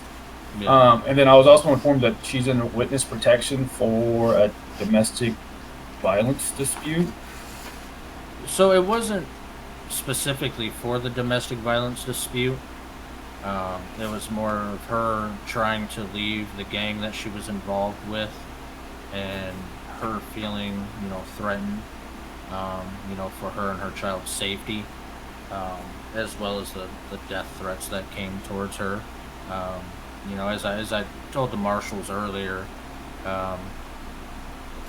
according to her, there were some DTF members that overheard some trooper conversations in regards to her being the CI, as well as her wanting to leave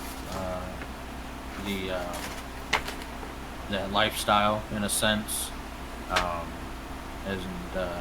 Apparently, according to her, they didn't really. They felt like they had to have her pledge her loyalty to the club. You know, they threatened her, asked her if she was afraid of death, things of that nature. I guess held her against her will, and wouldn't let her, you know, basically leave her husband's side or anything like that. So interesting. Yeah. So they got made aware, and I know. I mean, obviously, our first operation as Marshall was a raid on like 2 or 3 dirty cops. So, do you think potentially there is a leak inside your department? I mean, because there's been a history of it. Do you think somebody could be on the payroll or was giving out information they shouldn't? To my knowledge, I don't think so. To you know, my if knowledge. I'm using my better judgment, I don't think there is. We haven't really had any reason to look internally for any sort of leak. You know, all of our intel has been pretty solid as of recently. So I have no reason to think that we have somebody on, you know, DTF's payroll. Gotcha. Because I personally never had a bad run-in with DTF. Granted, I only run into like 3 or 4 of them. Right. From your experience with them, are they a pretty violent gang? Do you think they could threaten some cop's family for information? And oh, most definitely. Okay. You know, I've had multiple run-ins with them, and you know, they're not afraid to get down and dirty. You know, they're not afraid to shoot. They're not afraid to, you know, make it known that, you know, they're out there. So, you know, gotcha. From my, you know, I've had both good and interactions with them, but I would say at least 80% of those is, you know, they're involved in some type of, you know, crime. Okay. So I guess I got away from my question a little bit. You may have answered it, but I have terrible memory. That makes 2 of us, so don't feel bad. Okay. Because I feel kind of bad asking. So Ava is in witness protection more for domestic violence, for information she's giving or has gave? So when she came to us. All right. Well, I'll try to simplify this without backtracking on kind of how I explain things. No, I mean whatever you can. I mean, whatever is easier for you. If you backtrack, I don't care. She was so the night that I would say so. She texted me, and I believe I sent screenshots over to you guys of text messages already. Either I put those in a report or I sent them over to you. I do believe they're in a report though. Basically, she texted me and said that she was a little nervous, kind of felt scared, things of that nature, and she stated that she was given an order to go sit by the dock down at the pier. Excuse me, and her husband and a friend of his would meet them down there. And it's all written up in a report. I'm pretty sure I gave you guys a copy of it, but I gave it to Mr. Doc over there. Yeah. So you said her name was Ava Silver, right? Yeah, Ava Silver. Okay.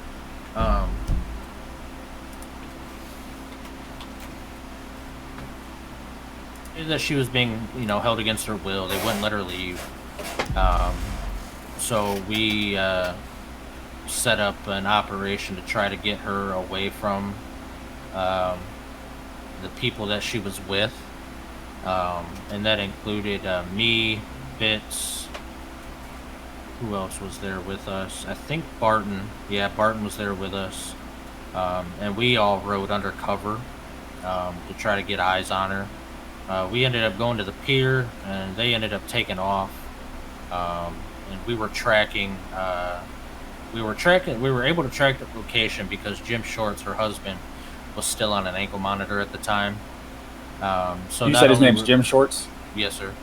And not only were we able to track his location through ankle monitoring system, she was giving us updated locations as well, and calling my cell phone personally, letting us know where she was at and what was going on. We were finally able to spot her with another individual in a black Trackhawk parked at the hotel. I believe it's Route 68. Isn't there? There's a hotel on Route 68, I believe. Small little motel. Yeah, right by the car dealership. Yeah, that one there. I'm gonna pause you for 2 seconds. Yeah, go ahead. I gotta run to the bathroom.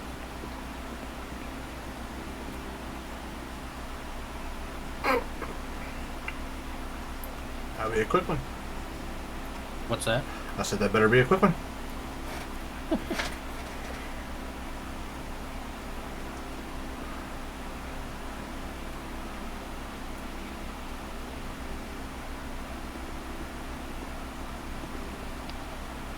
What happened? He had to take a piss break, like, immediately. Oh. Like there was no, I guess, no waiting? I don't know. Too much coffee? Too much coffee this morning? Too much beer. It'd be that way sometimes.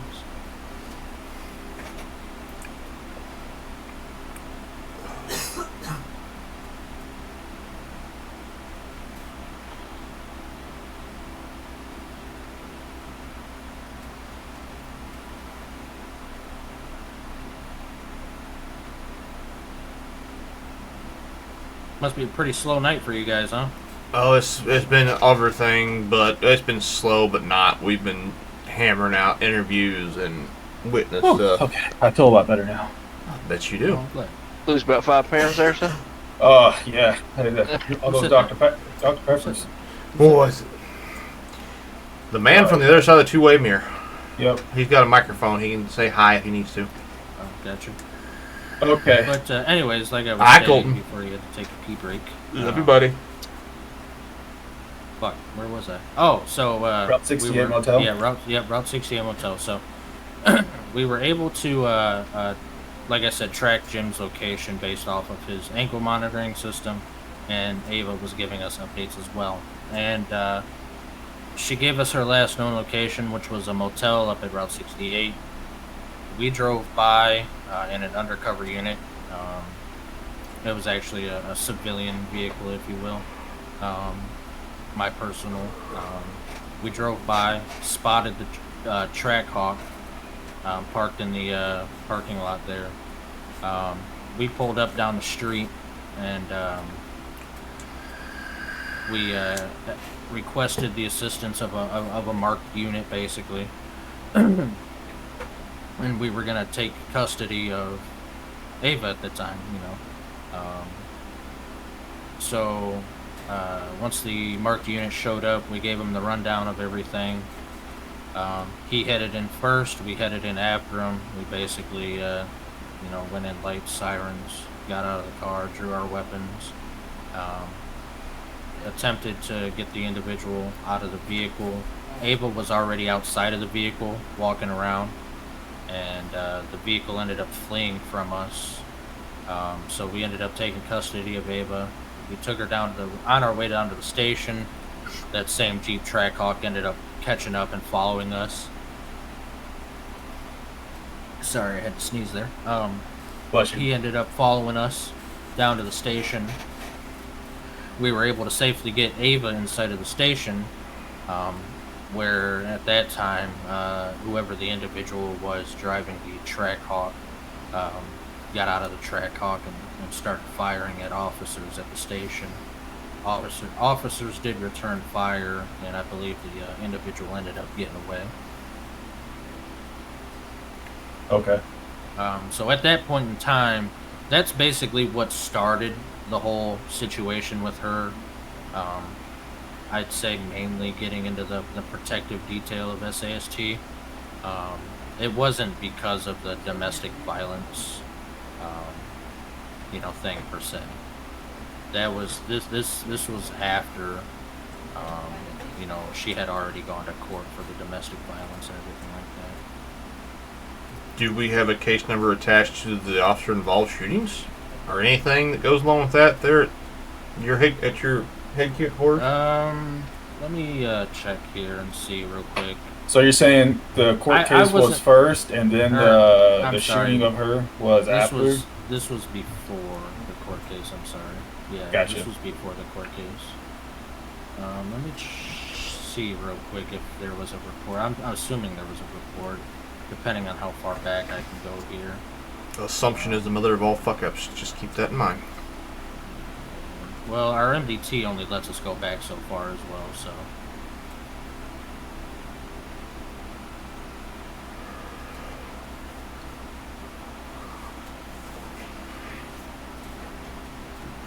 Let's see here.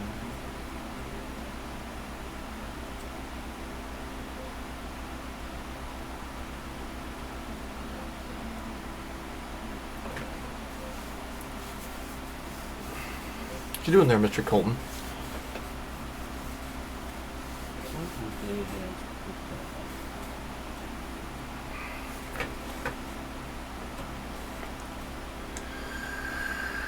And if possible, can I get a list of names of all the troopers involved in the shooting at you said at your station, correct? Yeah, I could try to get that for you. Okay, because if there's no report on that and there's a shooting at a station, you're gonna need some heads on that one. Right. If you catch my drift. I'm 95%. We can look later. Yeah, I'm 95% sure there was a report written up on it. I remember seeing something in there in regards to it. Actually, I think Barton might have wrote up something on that.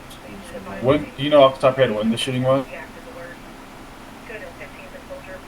It would have been around the same time.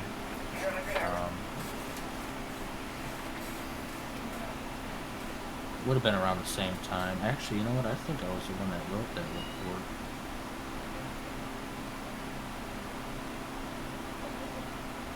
I'm pretty sure I was the one that wrote it.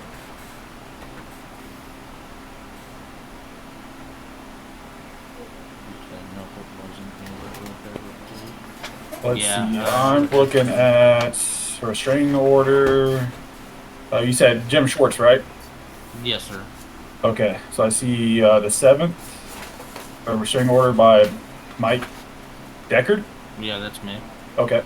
Then I see different restraining orders up. It was for specifically for Jim Shorts, And then on the 8th, she wanted to add some more individuals. Okay. Yeah, I see the multiple people in the gym, and then I see kidnapping of Ava. Theo, I'm sorry. Yep. But Yep, it looks that like was yourself one. on the 8th. Yep. Then I see an investigation on Jim Shorts by Mr. Barton. And then that's all I see regarding anything. No shooting at the PD. No nothing. I see a stolen car by Mr. Barton on the 11th of February. Yeah, I know there was something written up on it because I remember seeing it. I just don't remember where I saw it at. I might have to go look at my detectives. If people die, I see a warrant done a few days ago. I think there was a warrant issued, but I don't think it was. Is that the warrant for Mr. RJ that keeps popping up? Yeah. So. Yeah, I don't know anything in regards to that warrant. I don't even know who sent that warrant up, to be honest with you. It looks like it was Barton. Okay, I found the reports. 325 done on the 7th. That goes done the night after everything. Was it the attempt? Yeah, the attempted murder, obstruction of justice. Yeah. Just use. Yeah. Okay. I'm not gonna. I'm terrible at spelling, so. Well. Okay. So. You get what I'm saying. How long do you guys typically require them to write a report? I mean, a day after. Looks like a day after, essentially, and then a warrant was filed a week later. I mean, typically they're supposed to be writing reports the night of. Okay. While we're on the subject of Barton, I was brought to my attention after this of quite a few of interviews that we were informed that there was 2 troopers having a sexual intercourse with Miss Ava. Are you aware of that, and do you know who? I was not aware of any sexual intercourse. No. As I stated to the marshals earlier today, I just found out that there was even a relationship going on between her and Barton today. Okay. But I do not. I'm not aware of any sexual encounters or intercourse going on between them. No. Okay. Sounds good. Mr. Doc, I know we kind of spoke a little bit. I feel like I'm missing a couple questions. Do you remember what I was going to ask? Because I sure don't. I mean, it was basically trying to figure out exactly why we have all of our assets tied into protecting a person who, to our knowledge, had not given any information back, other than just a domestic, which is not a federal incident. We've got no information on RICOs on our side, which means I don't know that they're even going down. If it ain't black and white, it don't. You know, it's just not there. It's just a lot of holes, man. That's all I'm saying. There's a lot of freaking holes. This whole deal. I mean, if we've got her in witness protection, there better be a damn good reason we're paying taxpayers' money to put her in witness protection, because we're paying for her housing, her food, her supplies, the baby supplies, and everything for a domestic violence case is all we have on our record that we're holding her for.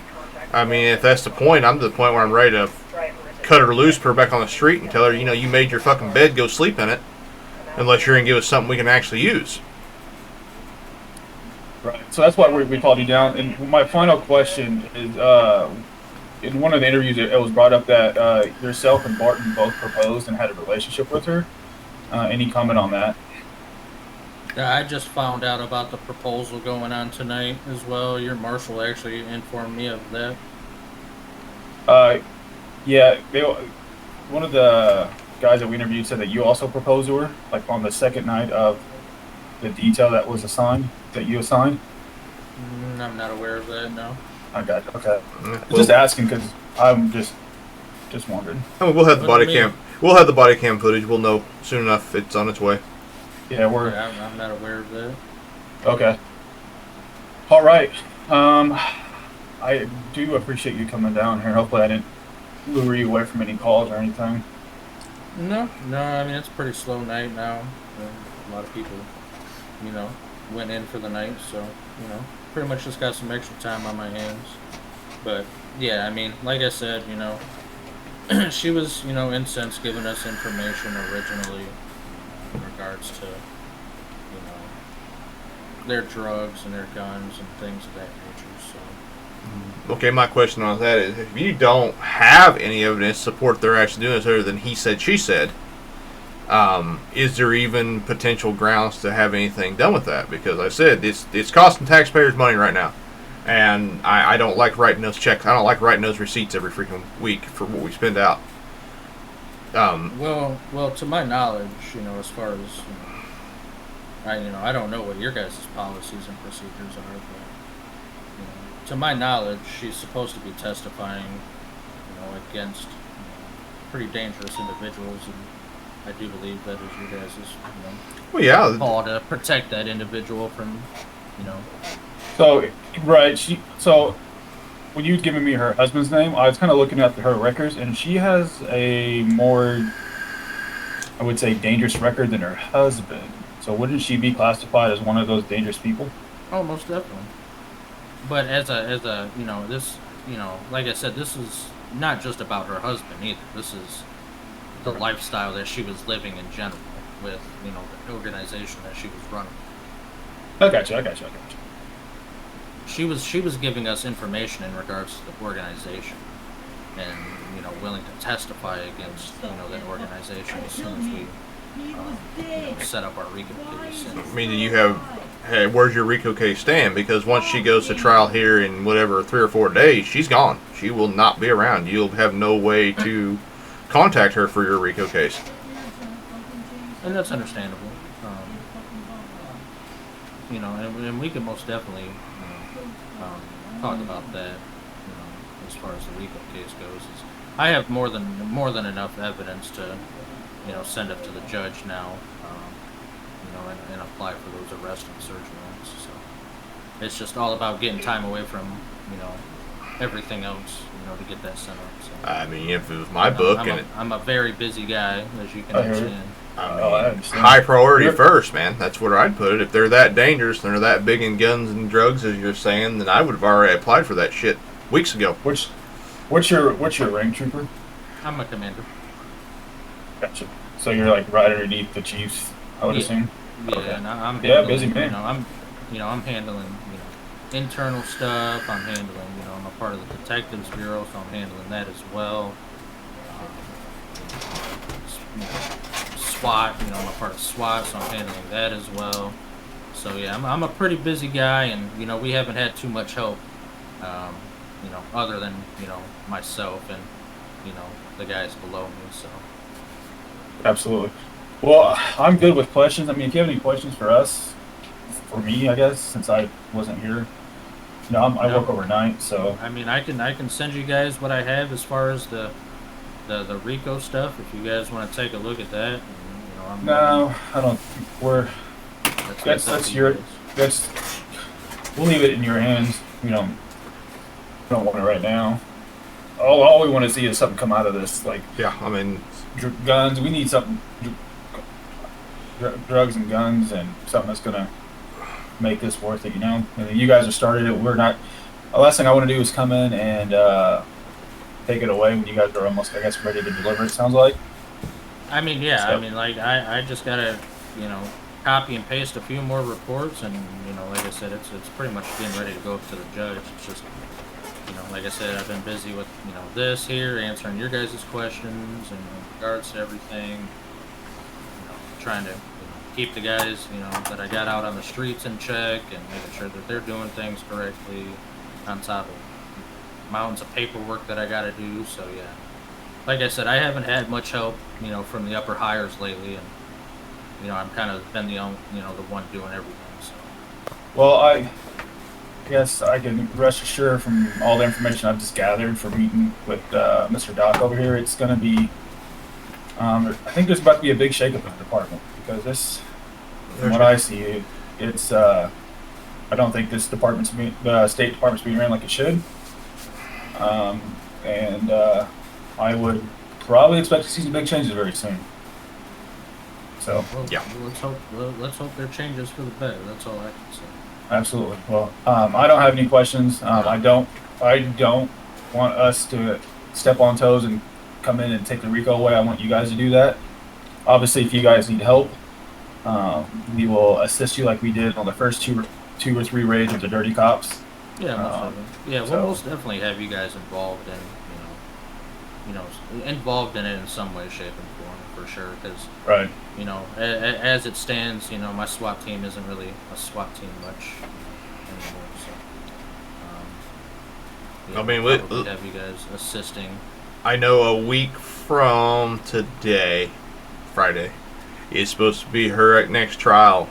I would suggest having your stuff lined out before that, because if we don't, this is probably something that will either happen.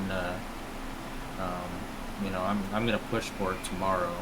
To have the warrants and everything. Well, I was gonna say, I mean, if you're planning on this one of those deals, if we don't see anything done by that court case, whatever happens to that court case, we're gonna send it on down the road. If we've got hard evidence, that's your guys's, that's up to your guys' discretion now. I'm just saying though, once that court case is over that we're holding her for, she will be put on a plane with new identities. Her and the baby will no longer be members of anything that we know about.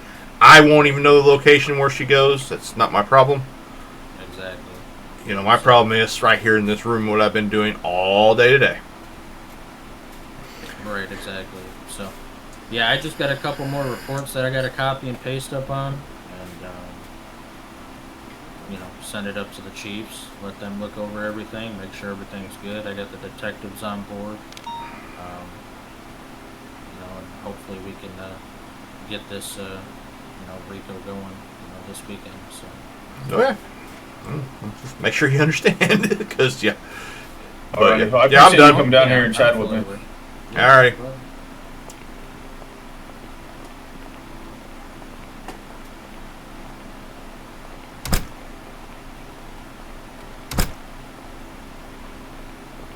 All right. Have a good one. Yep. You too.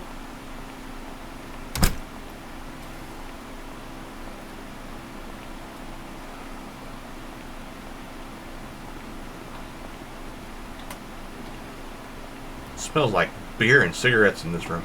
God damn fucking hillbillies. He done passed the fuck out in his chair, dude. He's sleeping. I think he's trying to gather evidence. He's trying to wrap his head around. Yeah, body cam footage of what I asked him. He's lying. I can tell by the. No, I don't. Nope. No. I just became aware. Oh yeah. So to my knowledge, I want a meeting with the commish, the chief. I want to see the judge and see if what. Yeah, he just woke up. Hey, I'm not buying the law. I'm not buying the. I had no idea of the. Are you here? Are you listening? No? Okay. Back to what I was saying. I want a meeting with the commish. I want a meeting with the chief. I want a meeting with the judge, because if we're not getting anything out, why am I wasting my time protecting her? Yeah, pretty much. And if we're not going to get anything, why are we going to waste money to change her identity? It feels like she promised a lot and didn't deliver. Why are we holding up our end of the bargain if we're not getting anything out of it? Yep. Maybe she needs to come in tomorrow night and we need to set her down and have a very long, stern conversation with her. Because tonight, once I get done with this, I'm going to go up to my office up there. I'm going to have to submit all these requests and subpoena stuff too. So. Right. Because I'm not wasting money. No, I'm not wasting money or time, dude. This has been very stingy with money. Obviously, money's hard for us to come by as it is already. Oh yeah. Babysitters for the police, it sounds like now, and I want to rip that department apart. After I'm on what you told me in this interview. Hey, you told me when I first started this, make their life a living hell. Guess what? Yep. After I seen what their high command, after I was told what the high command was saying about us, when all we've been is nothing here but supportive. Yep. And I guarantee you, there's a leak inside that department. There's no way. There is. That department has history of dirty cops. How is there all of a sudden? Oh no, I don't think so. Not to my knowledge. Not to my knowledge. You gotta get it right. It's not to my knowledge. That's his Right, favorite. not to my knowledge. That's his favorite answer. Not to my knowledge. There has to be. Yeah. Which, I mean, And- that'll be, like I said, if you want to set up the uppers, since you're Mary 1, you have more power with them. I will set up the subpoenas and get them over to Rodney tonight. Copies of them sent into our group chat between the main ones, and then we'll add them to them once we have the subpoenas, so we can give it to them as well and bring. You said Barrett's on LOA. Is he still emailing back and forth, or is he just walked away, and just don't want to be disturbed right now? Correct, Barton. I don't think the Chief's on LOA. Okay. Barton is on LOA. I believe somebody said that he went on LOA today after. That was one of the troopers. I didn't know that he went on. I haven't checked. I don't look at their stuff. I do know that. Give me 1 second. I have access to the dashboard.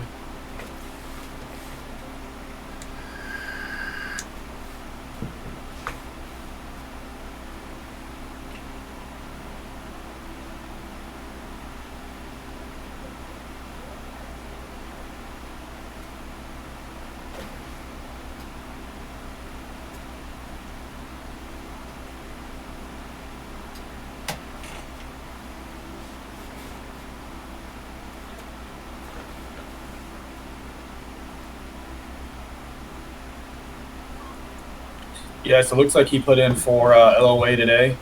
Okay. At 6:43 Central Standard Time. His time requested is today through yesterday. Excuse me. Yeah, yesterday through. I know what you meant. Through unknown. So. Okay.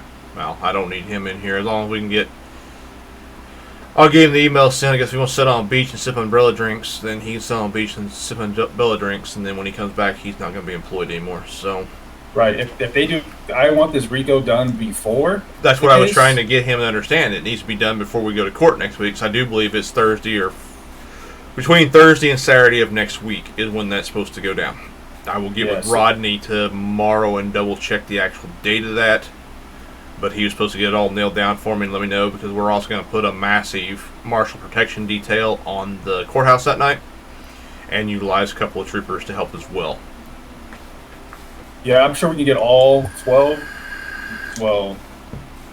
10 troopers on. I know myself and probably Beretta can help escort there, but we have a trip planned for special ops training.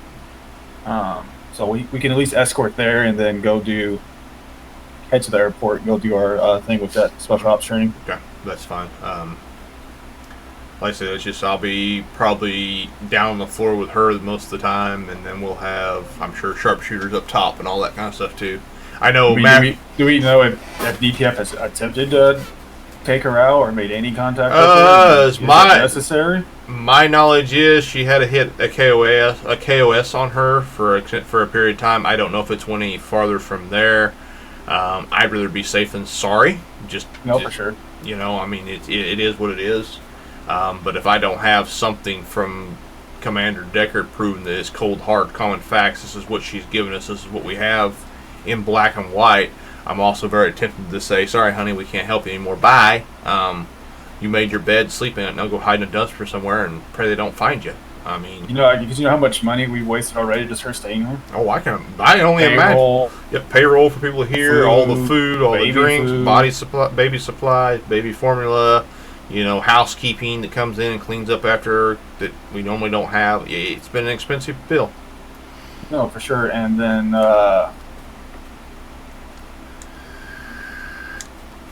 let's go talking. Want to go to a Zoom meeting? Yep, Zoom meeting, please. All right, will do.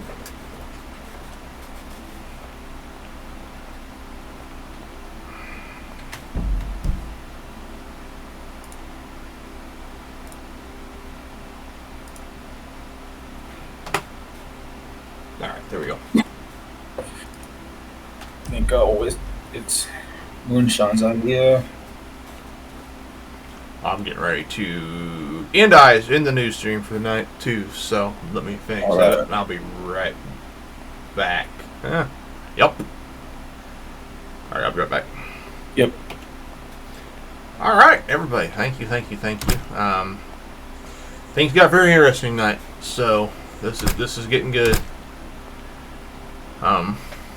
stay tuned. That's all I can say. It is a soap opera at this point, but it's, you know, like I've said all along, I work for creating the content side of things, so I'm not picking on anybody in particular. It's just I opened a storyline up that it's going to end up being pretty cool. So I want to thank everybody for hanging out with us. You know, make sure you like, subscribe, follow us down on all of our other social medias. Catch us in YouTube. A lot of our videos are put over to YouTube, and they ran there. They stay there. We kind of cut and edit, do some things with them. Plus, you can see the inside crew. I mean, you can see the whole family. We're in there quite a bit as a family. So, said thank you guys. I love it. I love you guys. Thanks for everything you've done. Like I said, make sure you hit up that little link right there. That'll get you access to everything we have. So, peace out.